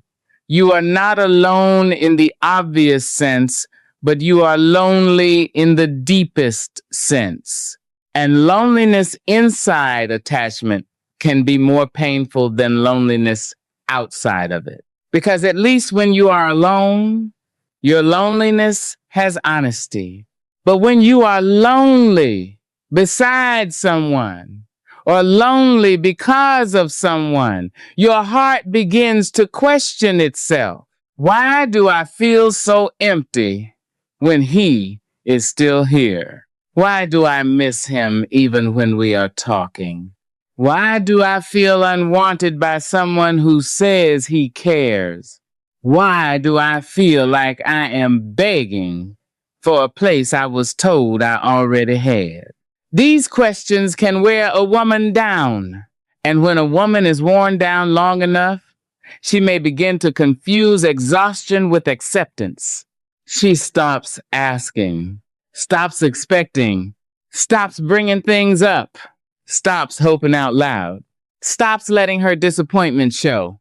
From the outside, it may look like peace, but sometimes it is not peace. Sometimes it is emotional surrender after too many failed attempts to be understood. Sometimes it is the silence of a woman who has learned that her honesty will not be met with care. Sometimes it is the numbness that comes after the nervous system has been asked to endure too much uncertainty for too long. This is why self-abandonment can feel calm at first. Because when you stop asking for what you need, conflict may decrease. When you stop naming what hurts, he may become more comfortable. When you stop expecting consistency, the disappointments may seem less sharp, but the cost is hidden. You lose the sound of your own voice. You lose the dignity of your own needs. You lose the ability to tell whether you are truly peaceful or simply resigned. And resignation can be mistaken for maturity. Many women tell themselves, I am being realistic. But sometimes what they are calling realism is actually the shrinking of desire after too much disappointment. There is a difference between accepting imperfection and accepting emotional poverty. There is a difference between being gracious and being starved quietly. There is a difference between choosing peace and choosing silence, because speaking never changed anything. A woman must learn that difference if she is going to come home to herself, because choosing yourself does not always begin with a dramatic exit. Sometimes it begins with telling the truth internally before anything changes externally. It begins when you stop editing the story to make it less painful. You say, he is inconsistent. You say, I do not feel safe. You say, I am lonely here. You say, I have been asking for the same thing for too long. You say, I am not confused. I am afraid of what clarity requires. That last sentence can open something. I am not confused. I am afraid of what clarity requires. Because many women are not confused about the relationship. They are frightened by the consequences of admitting the truth. Admitting the truth may mean grief. It may mean starting over. It may mean loneliness. It may mean explaining to people what happened. It may mean facing the years invested. It may mean confronting the dreams built around someone who never truly built back. It may mean accepting that love, effort, patience, loyalty, prayer, forgiveness, and emotional labor still did not make the relationship safe. That is a hard truth. because it means you can give your best and still not receive what you need. It means goodness does not guarantee reciprocity. It means loving deeply does not obligate someone else to love responsibly. And when a woman realizes this, she may feel a grief that is almost spiritual, not because she believed in a fantasy, but because she believed in the redemptive power of her own love. She believed if she loved well enough, something would awaken in him. If she stayed gentle enough, he would soften. If she remained faithful enough, he would become steady. If she endured long enough, the relationship would finally become what it had promised in fragments. But your love is not a resurrection tool for someone who refuses to become accountable. Your love can encourage. It can comfort. It can bless. It can witness. It can create safety where both people are willing, but your love cannot do another person's inner work for them. And when you keep trying to make your love powerful enough to change someone who is committed to avoidance, you may slowly turn that love against yourself. You begin to pour everything outward, your patience, your empathy, your body, your attention, your forgiveness, your ability to see context, your willingness to wait. And then you look inward and find yourself empty. This is why the most painful thing is not only being abandoned, it is realizing you participated in your own emotional neglect by continuing to give yourself away where you were not being received with reverence. That sentence may feel heavy, so hold it gently. Participation is not blame. It means there is a place where your power can return. Because if all of the pain belongs only to what he did, then you are trapped waiting for him to become different in order for you to be free. But if part of healing is seeing where you left yourself, then part of freedom begins the moment you decide to return. Not to erase what he did, not to excuse him, not to carry responsibility that is not yours, but to claim the responsibility that can save you now. The responsibility to stop negotiating against your own nervous system. The responsibility to stop confusing endurance with devotion. The responsibility to stop offering wife-level loyalty, soul-level intimacy, and home-level tenderness to someone who keeps treating you like an option. The responsibility to stop asking, how do I make him choose me? And begin asking, why am I available to someone who makes choosing me feel like a favor? That question may sting, but let it reveal, not punish. Because when a woman has been emotionally abandoned, she often begins to bargain for the smallest signs of care. A reply becomes proof. A memory becomes proof. A compliment becomes proof. A late-night confession becomes proof. A moment of jealousy becomes proof. A return after distance becomes proof. But proof of what? Proof that he has feelings? Maybe. But feelings are not the same as devotion. A person can have feelings and still not have the integrity to love you well. A person can miss you and still not choose you. A person can be attached to you and still be unsafe for you. A person can cry over losing access to you and still not be prepared to honor the responsibility of keeping you. This is why you must be careful not to mistake emotional reaction for transformation. Some people panic when they lose access. That panic can look like love. They may reach out. They may apologize. They may become tender again. They may say the things you needed months ago. And your heart, tired from waiting, may want to believe. Finally, he sees it. He understands. Maybe he does. But understanding without sustained change is only another emotional event. Do not build your future on an emotional event. Watch the pattern. Does he become honest when honesty costs him comfort? Does he become consistent when the urgency fades?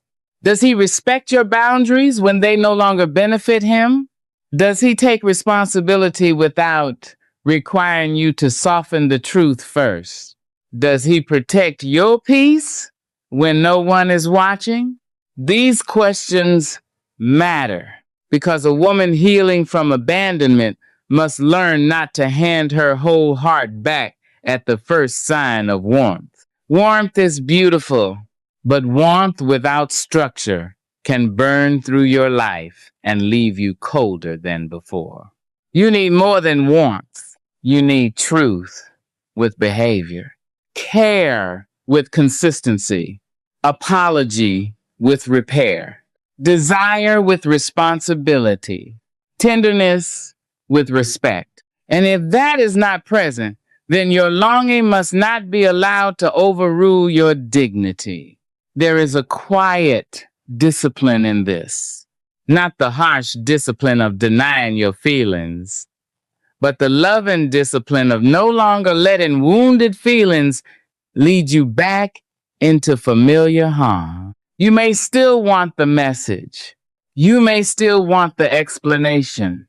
You may still want the old voice, the old tenderness, the old rhythm, the old illusion that maybe this time he will stay fully present.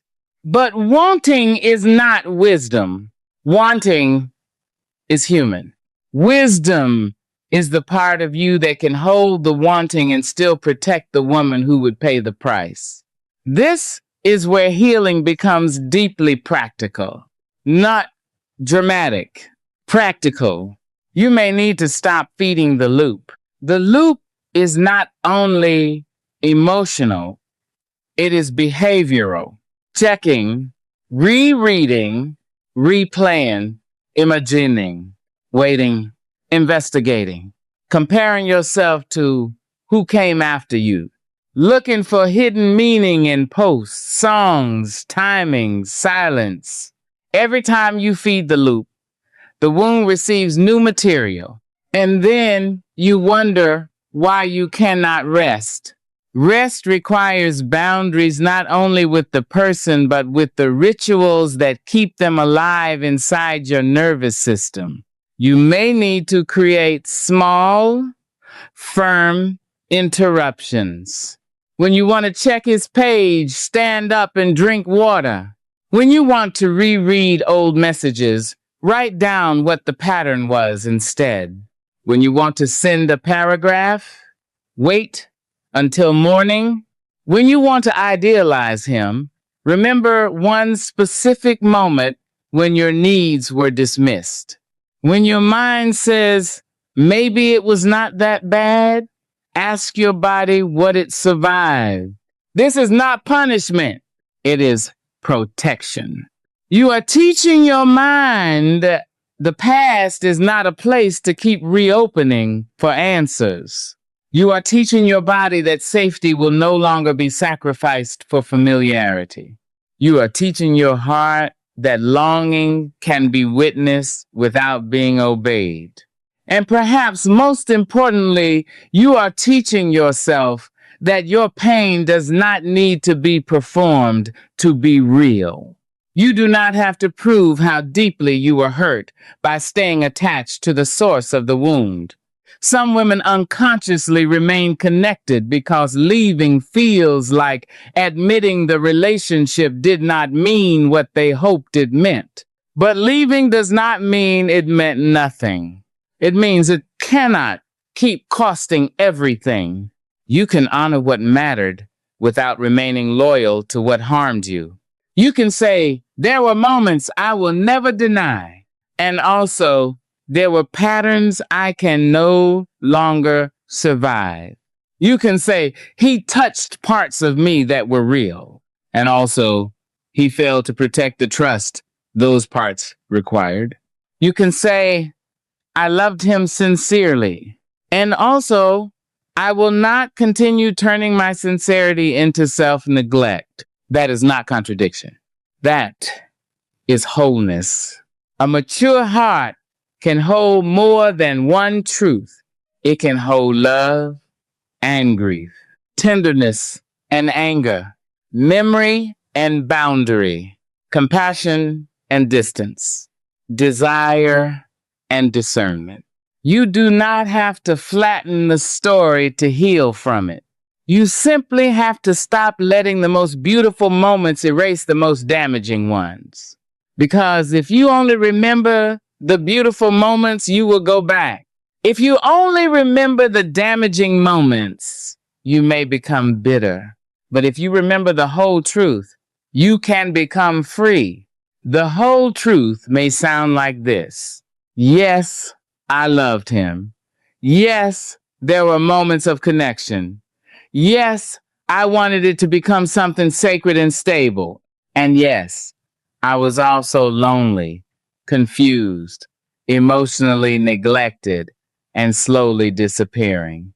That is a brave truth, and brave truths are often the doorway back to dignity. Because dignity does not require you to pretend you never wanted him. Dignity requires you to stop abandoning yourself because you still do. There will be nights when you still miss what was soft. Let yourself miss it. Missing tenderness does not mean you should return to inconsistency. Missing closeness does not mean you should reopen yourself to confusion. Missing who he was in his best moments does not mean you should ignore who he was in the pattern. When the longing comes, do not shame it. Sit beside it like you would sit beside a grieving friend. Say, I know there were parts that felt beautiful. There were parts that felt like home.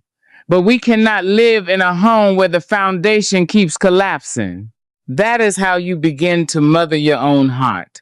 Not by lying to it, not by mocking it, not by telling it to hurry, by telling it the truth with tenderness, because your heart may still be loyal to the dream. And dreams do not die just because facts arrive. Sometimes the dream dies slowly. It dies when you stop defending him in your own mind. It dies when you stop waiting for the apology to become a rescue. It dies when you stop mistaking history for destiny. It dies when you stop believing your pain must be rewarded by his return. It dies when you finally understand that some losses are not punishments, but painful invitations back to reality. And reality, though it hurts, is where your life can actually begin again. Not fantasy, not potential, not the imagined future. Reality. Reality is where you can breathe. Reality is where you can make choices based on what is, not what almost was. Reality is where you stop trying to resurrect a relationship by sacrificing yourself on its memory. Reality is where you stop holding a key to a house someone had already emptied. And one day, you may discover that reality, which once felt cruel, has become kind. Because reality does not ask you to keep waiting for a version of love that never fully arrived. Reality does not ask you to keep decoding silence. Reality does not ask you to perform patience while your soul grows tired. Reality says, this is what happened, this is what it costs, this is what you know now, come home. And maybe coming home will not feel triumphant. Maybe it will feel quiet. Maybe it will feel like cleaning your space after months of emotional chaos. Maybe it will feel like changing the sheets. Maybe it will feel like deleting one photo, then keeping another because you are not ready yet. Maybe it will feel like cooking something simple and realizing you have not cared for yourself in a long time. Maybe it will feel like crying without texting him. Maybe it will feel like saying no to a conversation that would only reopen what he still refuses to repair. Maybe it will feel like blocking access, not because you hate him, but because the part of you that still hopes needs protection from the part of him that still takes. That is not cruel. That is stewardship of your own soul. And a woman's soul deserves stewardship. It deserves a life where tenderness is not constantly exploited. It deserves relationships where honesty does not make someone disappear. It deserves peace that does not depend on another person's mood. It deserves a love that can hold the weight of being real. But before that love can be received from anyone else, it may need to be restored within you. Not as a slogan, as a daily practice of not leaving yourself. Do not leave yourself when grief rises. Stay. Do not leave yourself when shame says you should have known sooner. Stay. Do not leave yourself when loneliness tells you that any connection is better than silence. Stay. Do not leave yourself when nostalgia edits the past. Stay. Do not leave yourself when he returns with warmth, but not accountability. Stay with yourself. Ask the questions you once avoided. What do I need? What did this cost me? What am I afraid to admit? What kind of love makes me feel most like myself? What patterns am I no longer willing to confuse with passion? What would I choose if I trusted that my life does not end with this loss? That final question may be frightening because heartbreak can make the future feel empty, especially for women who are not 20 anymore, who feel time differently, who carry concerns about family, fertility, aging, stability, starting over, being seen again, trusting again, having enough emotional energy to begin again. It is not shallow to grieve time. It is not shallow to fear beginning again when you already gave years. It is not shallow to wonder whether you will be loved with the fullness of your life, not just the easiest parts. These fears deserve respect. But do not let fear convince you that staying emotionally tied to someone unavailable is safer than becoming free. False attachment can feel safer than freedom because it is familiar. But familiar pain is still pain. And a future you cannot yet imagine may be more merciful than a past that keeps consuming you. You do not have to know the whole future. You only have to stop sacrificing it to someone who would not honor your present. You do not have to become fearless. You only have to become faithful to the truth you now know. And the truth is this: you cannot heal while continuing to abandon yourself at the altar of someone else's uncertainty. You cannot become whole while treating your own needs like inconveniences. You cannot rebuild self-trust while repeatedly choosing what made you doubt yourself. You cannot return to peace while still feeding the bond that taught your nervous system to panic. Something must be chosen, and this time, gently, painfully, bravely, it must be you. Not because he is worthless, not because the past meant nothing, not because you are better than him, not because you are above grief, but because you are responsible for the woman who has to live inside your choices. You are responsible for her sleep, her peace, her body, her voice, her future, her softness, her ability to believe in love without disappearing into it. And she has waited long enough. She has waited through silence, through mixed signals, through excuses, through almost, through maybe, through one day, through I care without care that could be trusted. Now she needs you, not later, not when you feel strong, now, while you are still hurting. She needs you to stop handing her back to what broke her. She needs you to stop making his confusion more sacred than her clarity. She needs you to stop calling it love when it keeps requiring her absence from herself. And if all you can do today is one small act of return, do that. Close the message thread.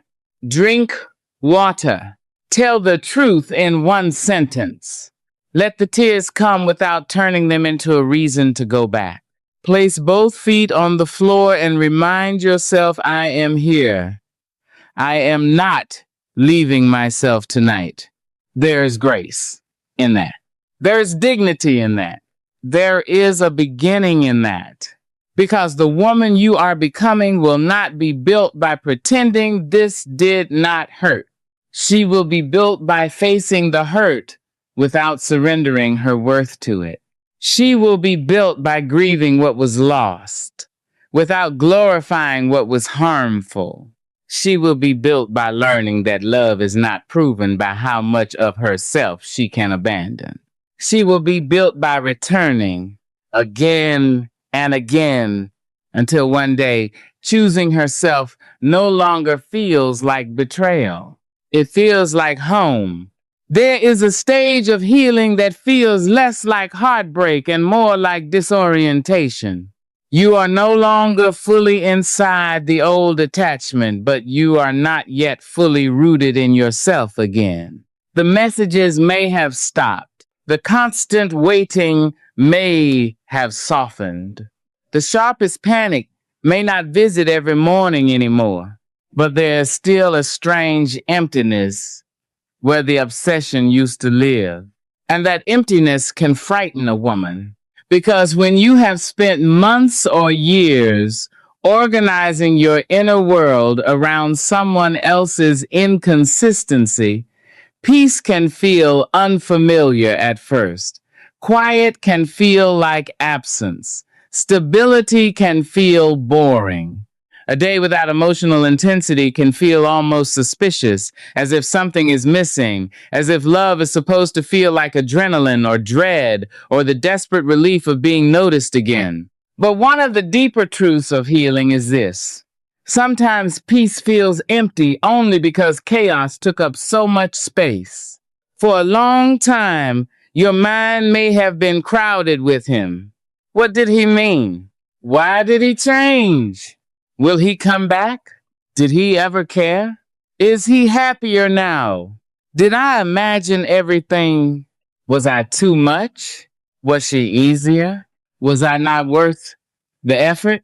These questions can become an entire weather system inside a woman's life.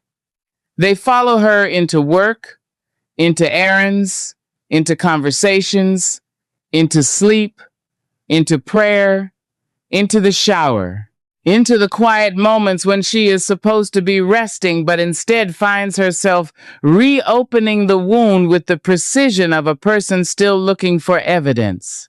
And then, slowly, as she begins to detach, that weather begins to clear. But at first, the clearing may not feel like freedom. It may feel like loss. Because now she must face not only the loss of him, but the space he occupied inside her. And that space asks a new question. Who am I when I am no longer waiting to be chosen? That question can feel tender because waiting can become an identity. The woman who waits becomes the woman who hopes. The woman who hopes becomes the woman who explains. The woman who explains becomes the woman who endures. The woman who endures becomes the woman who forgets that love was never supposed to require the abandonment of her own inner life. So when the waiting ends, she may not immediately know who she is. She may feel strangely unmoored. Not because she wants the pain back, but because she has to rebuild a self that was slowly organized around someone else's absence. This is why you must not rush the rebuilding.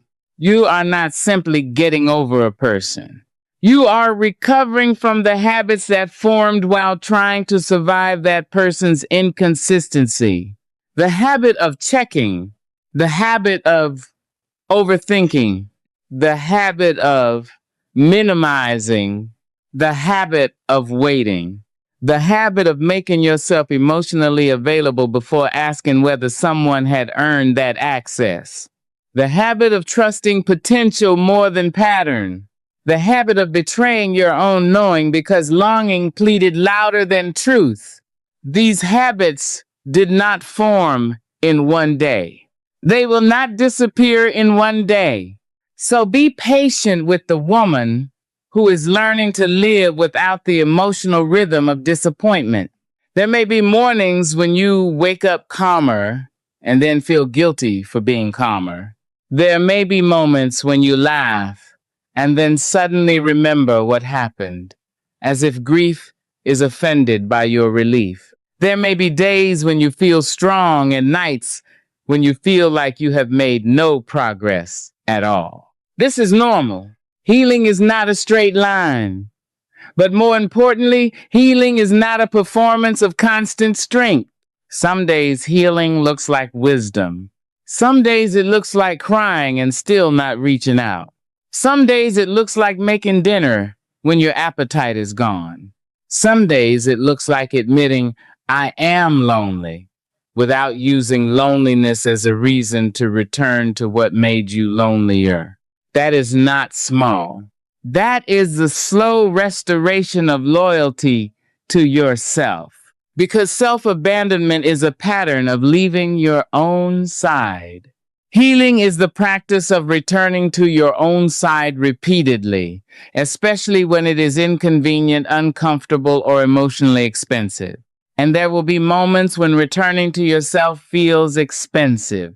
It may cost you the fantasy that he will suddenly understand. It may cost you the hope of being publicly chosen by someone who only privately benefited from your heart.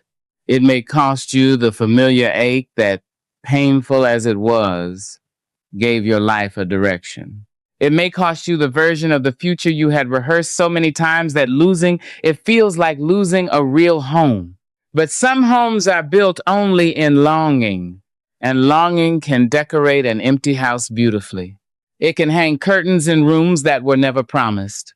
It can set a table for conversations that never arrived. It can light candles in a future that never truly had your name written into it. It can make almost feel like a foundation, but almost is not a home. Almost may comfort you for a season, but it cannot shelter your life. And a grown woman, a woman who has lived long enough to know the cost of unstable love, deserves more than emotional weather. She deserves shelter. She deserves truth. She deserves consistency that does not collapse every time honesty enters the room. This is not asking for perfection. It is asking for a love that does not make you feel homeless inside your own heart. And perhaps that is what you are grieving now. Not only him, but the realization that you kept trying to build a home in someone who only offered temporary shelter.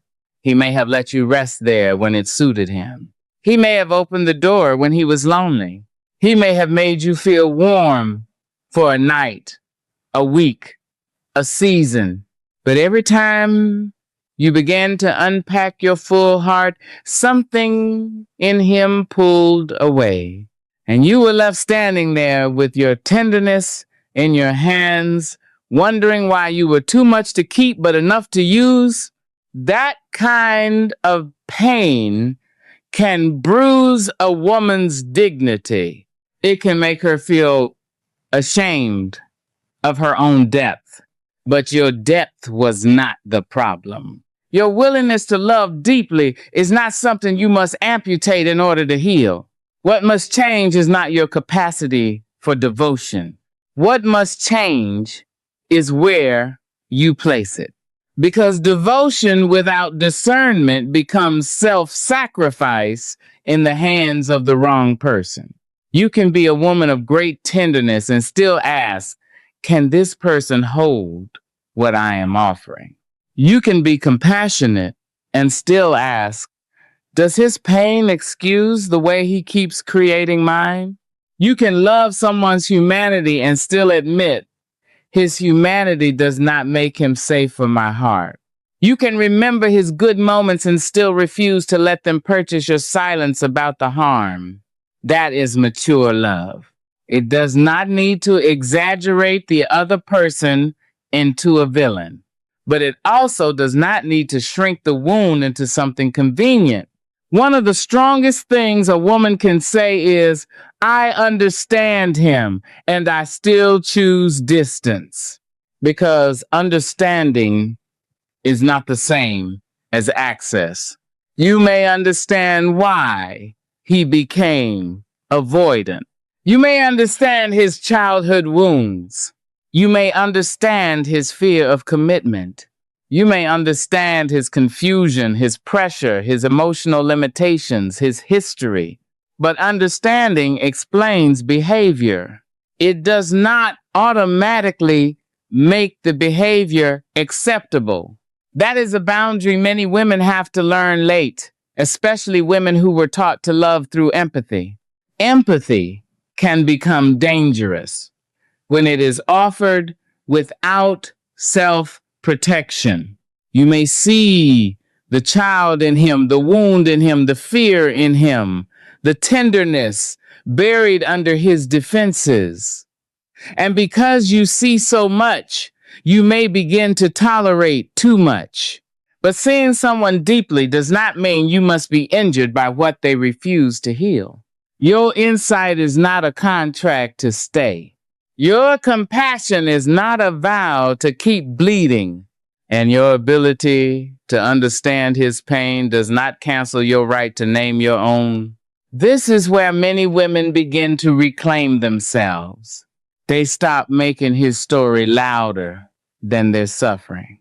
They stop saying, but he has been through so much, as if that means they must keep going through so much too. They stop translating every wound of his into an obligation of theirs. They stop confusing emotional intelligence with emotional overfunctioning. Because there is a difference between being understanding and doing all the understanding for two people. If you are always the one explaining, softening, contextualizing, forgiving, repairing, waiting, and making emotional sense of what happened, then you are not in mutual love. You are doing emotional labor in an empty room, and a woman can grow very tired in that room. She can become spiritually tired. Not tired in the body only, tired in the soul. Tired of being mature about what keeps hurting.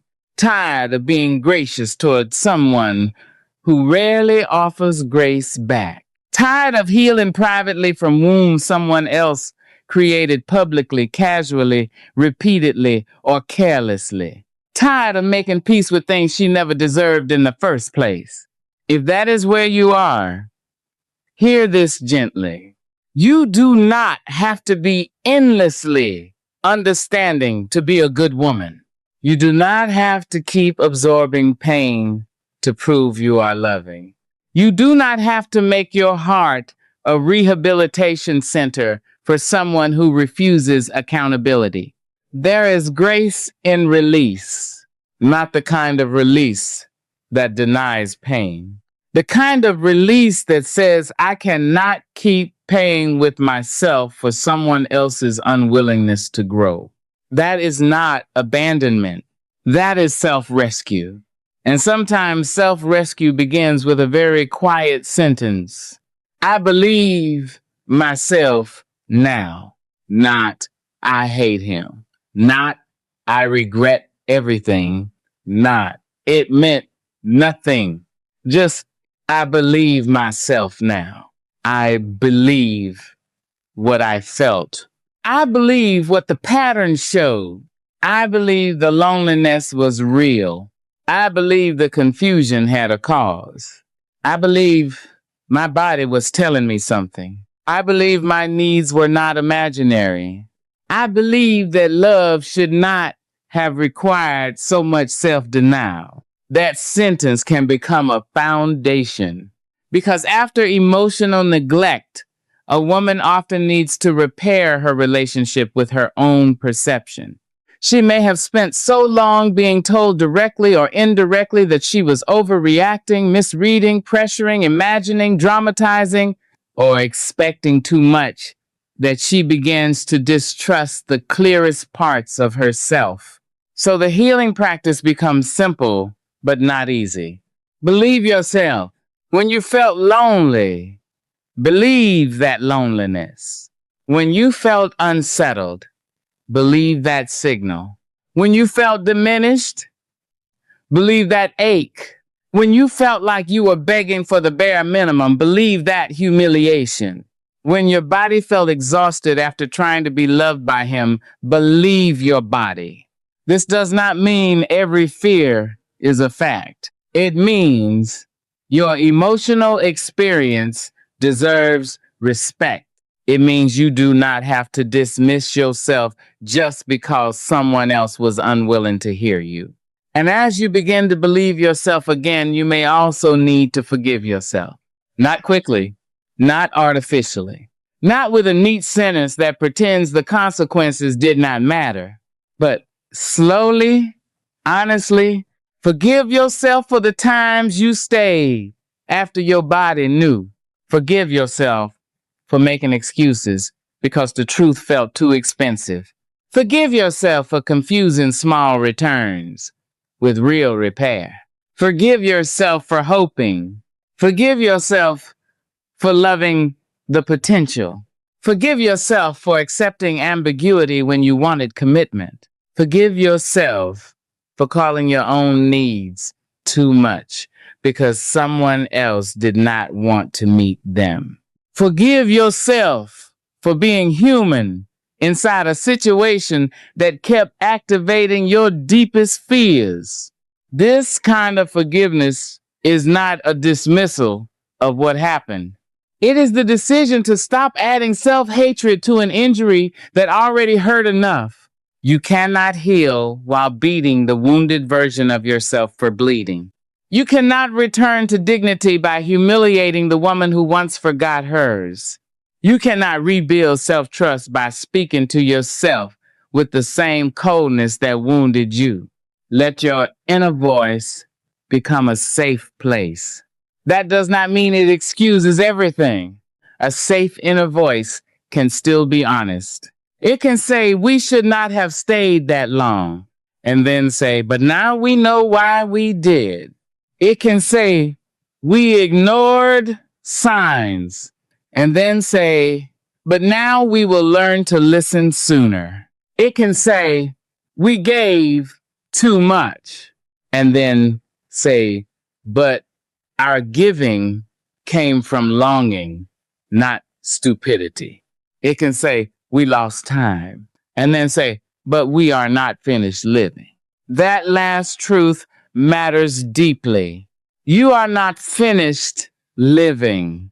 Even if you feel older than you wanted to feel at this stage, even if the years you gave feel heavy, even if starting over feels unfair, even if you are tired of being strong, even if part of you worries that the best of your softness was spent on someone who did not know what to do with it, your life is not over because one person failed to meet it with reverence.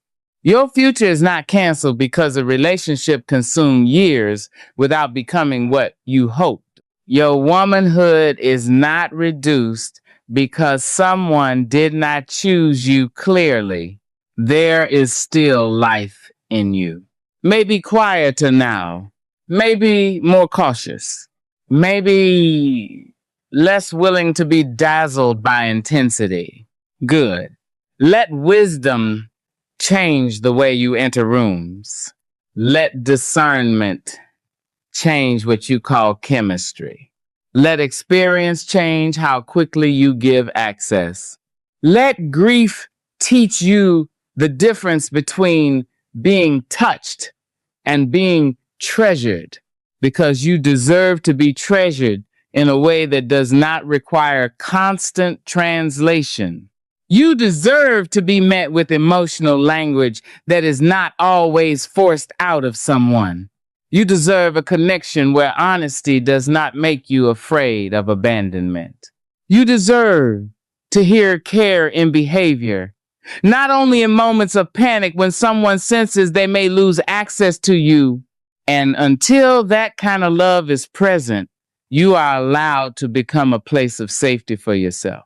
This is not a consolation prize. It is not what you do because no one else came. It is the foundation for every future love that will be allowed to come near you.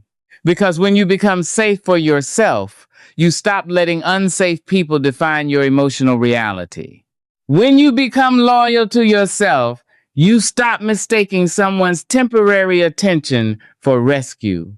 When you become rooted in yourself, you stop being easily moved by people who offer intensity but not integrity. And being rooted does not mean you never feel. It means feelings no longer uproot your dignity. You may still feel attraction. You may still feel longing. You may still feel the ache of memory. You may still have days when you want to be held by the very person who made you feel abandoned. But now, there is another voice in you, a steadier voice. It says, we have been there. We know what it costs. We are not going back to survive on fragments. We can feel this without obeying it. We can miss him without losing ourselves again. That voice is not loud at first. At first, it may be very small, but every time you honor it, it grows. Every time you choose not to reopen the wound, it grows. Every time you rest instead of investigate, it grows. Every time you name the truth without defending him from it, it grows.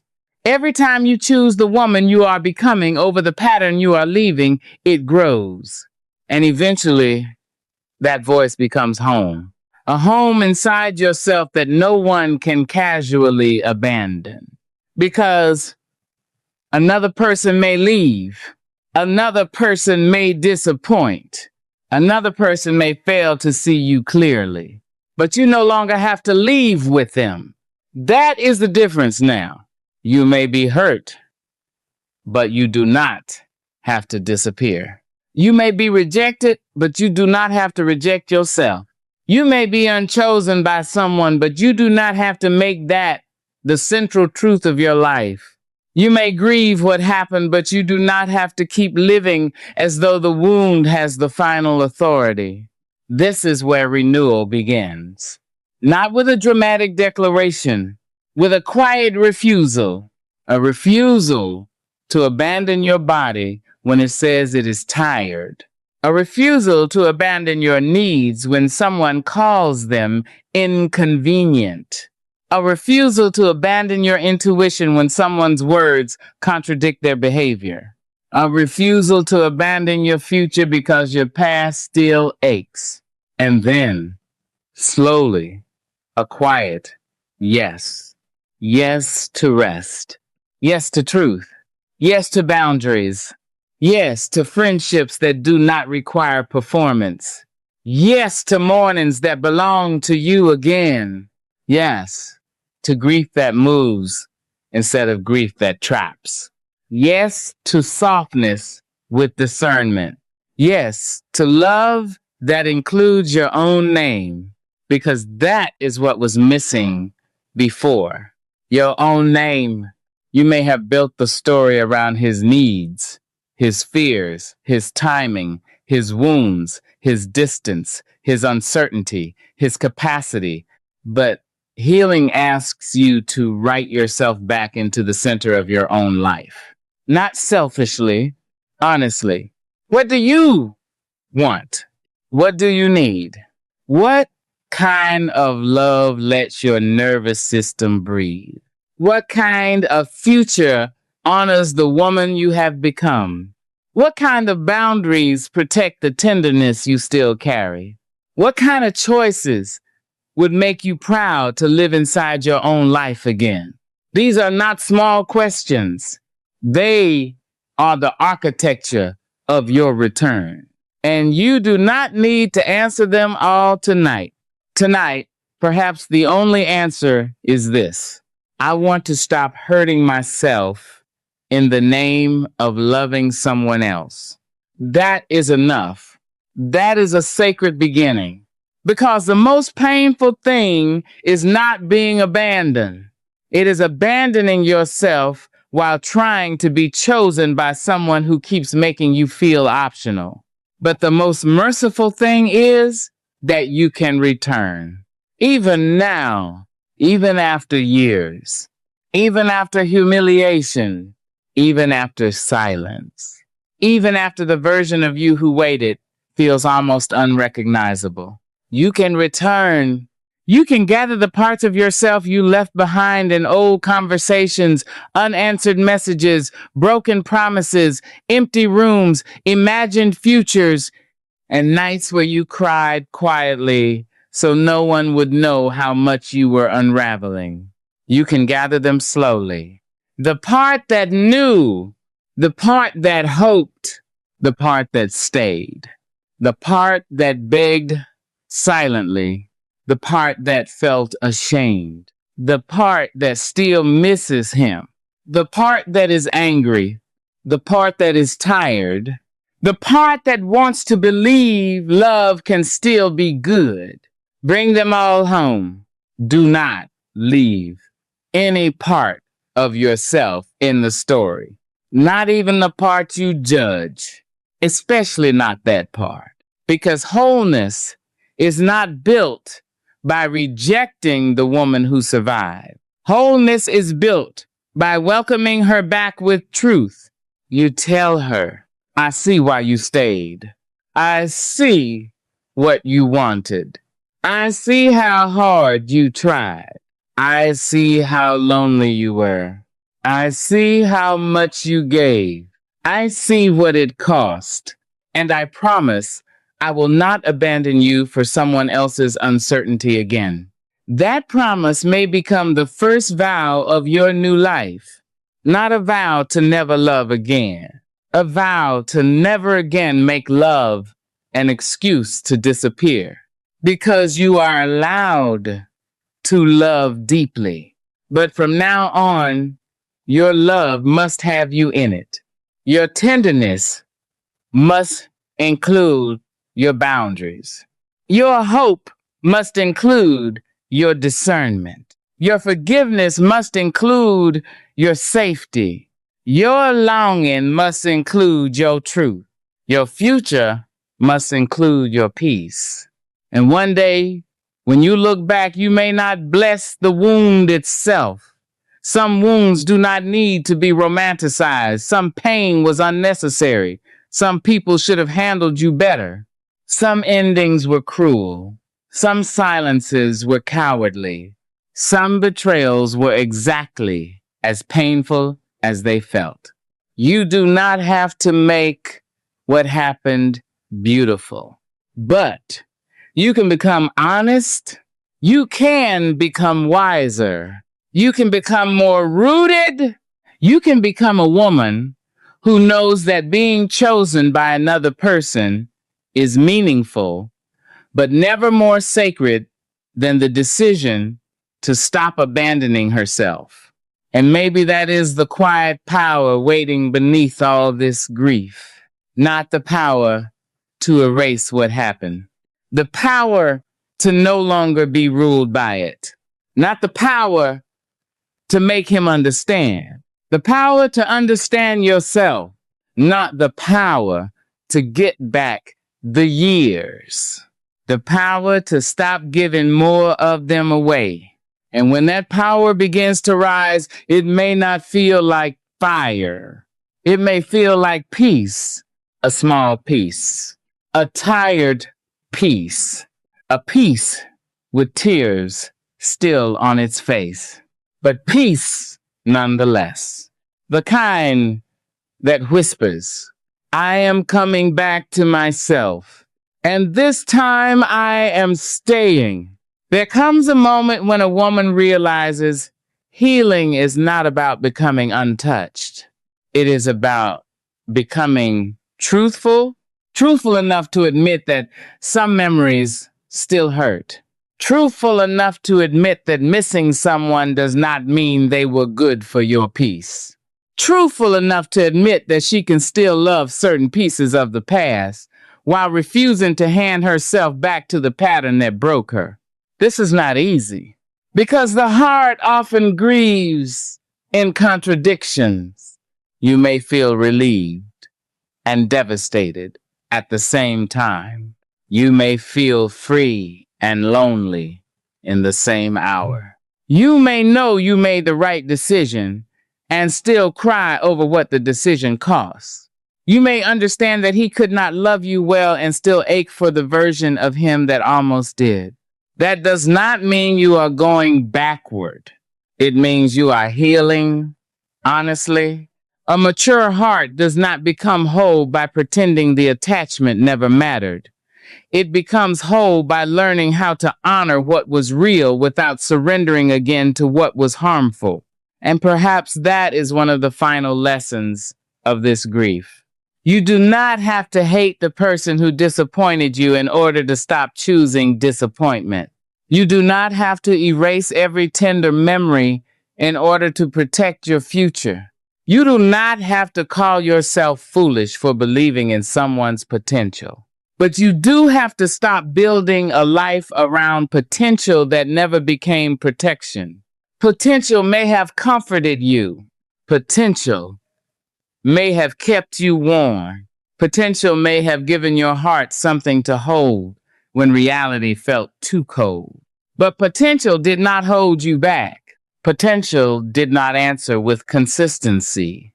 Potential did not protect your softness. Potential did not choose you clearly. Potential did not become a home.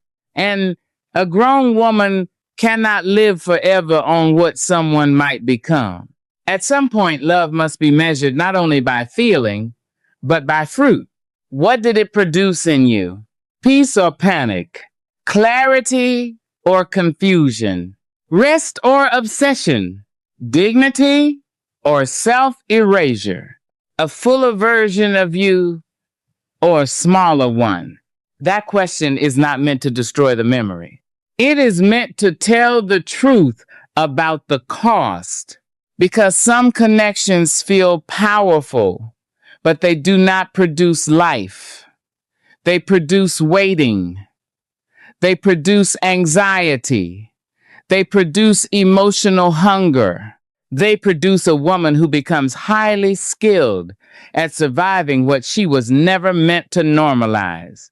And when she finally sees that, she may weep, not only because he failed her, but because she failed herself in order to keep giving him chances. Hold that realization tenderly. Do not turn it into another weapon against your own heart. Say instead, I see now where I left myself, and because I see it, I can return. That is the grace inside clarity.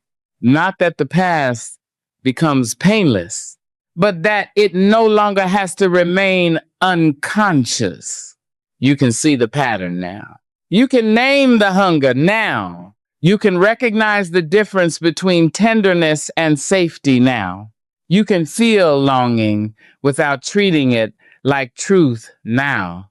You can understand that being wanted in moments is not the same as being chosen in life. And slowly, this knowing begins to change you.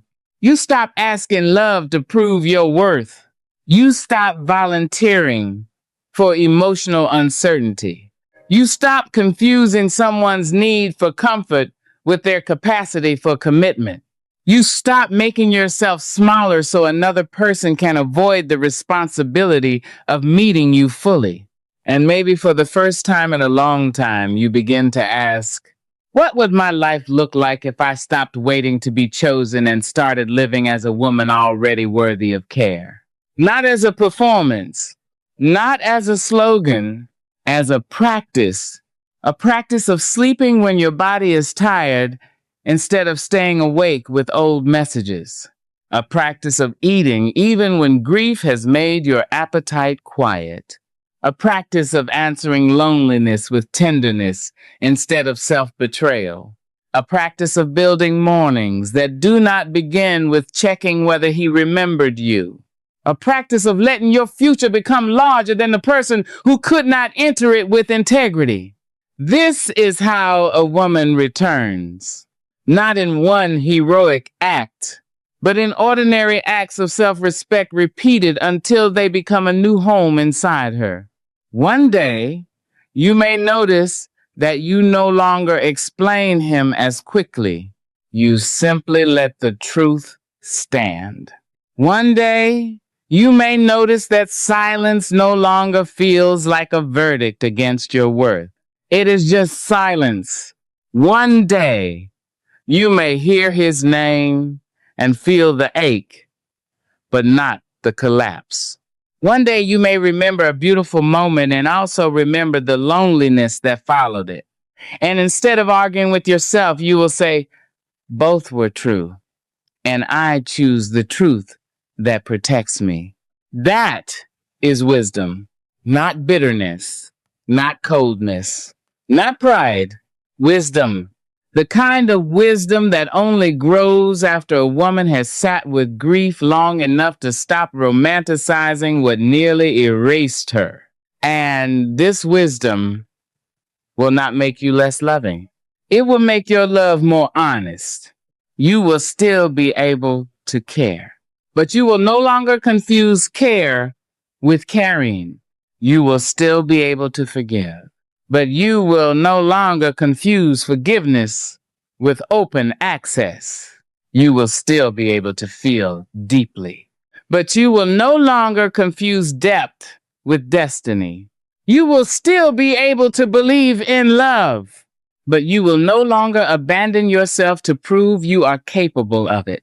Because the right love for your life will not require the disappearance of your dignity. It will not make you negotiate for emotional oxygen. It will not make your needs feel like crimes. It will not keep you reading silence like scripture. It will not ask you to keep shrinking so someone else can remain unchallenged.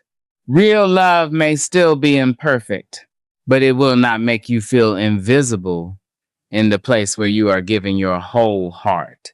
And until that love comes, there is still a life to live, a full life, not a waiting room, not a punishment, not the empty aftermath of being unchosen, a life. There are rooms in you that have not yet been filled with peace. There are mornings that still want your attention. There are friendships that can hold you without using you. There are dreams that may need to be reimagined, but are not dead. There is a body that deserves rest after carrying so much emotional tension. There is a soul that deserves truth after being fed confusion for too long. And there is a woman inside you who is no longer asking to be impressive. She is asking to be protected. She is asking you not to drag her back into places where she had to beg for basic care. She is asking you not to betray her wisdom just because loneliness starts speaking loudly. She is asking you not to confuse a familiar ache with a sacred calling. She is asking you to remember that missing him is not the same as needing him. And she is asking you quietly but firmly, will you stay with me now? That is the question beneath all of this. Not whether he comes back, not whether he regrets it, not whether he finally understands what he lost, but whether you will stay with yourself when the night feels long, when the grief rises, when nostalgia edits the truth, when your hands want to reach for the phone, when the old hope whispers, maybe this time. Will you stay with yourself? Will you stay with the woman who cried alone? The woman who waited too long? The woman who loved sincerely? The woman who ignored herself because hope sounded kinder than reality? The woman who is now trying to rebuild a life from the place where the fantasy collapsed. She does not need your punishment. She needs your loyalty. And perhaps this is where the deepest healing begins. When you become loyal to yourself without becoming cruel to your past, you can say, I should have left sooner and still hold the woman who stayed. You can say, I accepted less than I deserved and still honor the heart that was trying to love. You can say, I lost time and still refuse to lose more. You can say, this broke something in me, and still believe something wiser can be built from the broken place. Because healing is not a return to innocence. It is a return to presence. You may not become the woman you were before the betrayal, before the silence, before the abandonment, before the long nights of asking questions no one answered. But you can become a woman who belongs to herself more deeply than before. A woman who no longer makes someone else's inability the measure of her lovability. A woman who knows that tenderness must be protected, not wasted. A woman who has learned that peace is not boring. Peace is sacred. A woman who understands that clarity may hurt, but confusion costs more. A woman who can grieve without glorifying. A woman who can love without disappearing. A woman who can miss someone and still not return. And one day when you think about what happened, the story may no longer end with him. It may end with you. With the morning you finally stopped checking. With the moment you believed your own pain. With the night you cried and did not go back. With the boundary you kept while your heart was trembling. With the first quiet breath that belonged fully to you. The story may end with a woman standing in the ruins of what she hoped would become home, finally realizing she herself is worth rebuilding. And that is not a small ending. That is a beginning, because the most painful thing may have been abandoning yourself. But the most powerful thing is returning. Returning to your voice. Returning to your body. Returning to your peace. Returning to your standards. Returning to your intuition. Returning to your future. Returning to the dignity that was never destroyed, only covered by grief. So let this be the truth you carry gently. You were not hard to love because someone failed to love you well. You were not foolish because you hoped. You were not weak because you stayed longer than you now wish you had. You were a woman trying to make love work with the tools, wounds, faith, fear, and longing you had at the time. But now you have more truth. And with more truth comes a different responsibility. not to hate him, not to hate yourself, but to stop abandoning the woman who has already survived enough. Choose her now. Choose her when longing returns. Choose her when silence aches. Choose her when the apology never comes. Choose her when the future feels uncertain. Choose her when grief says going back would be easier than growing forward. Choose her softly. Choose her firmly.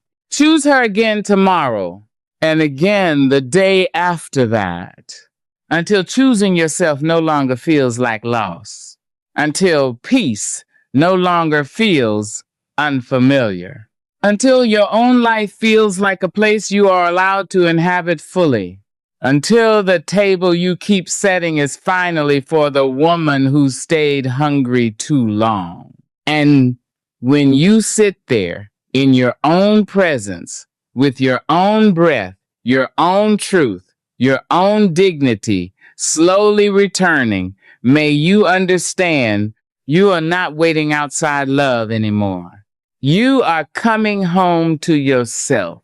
And this time, you are not leaving.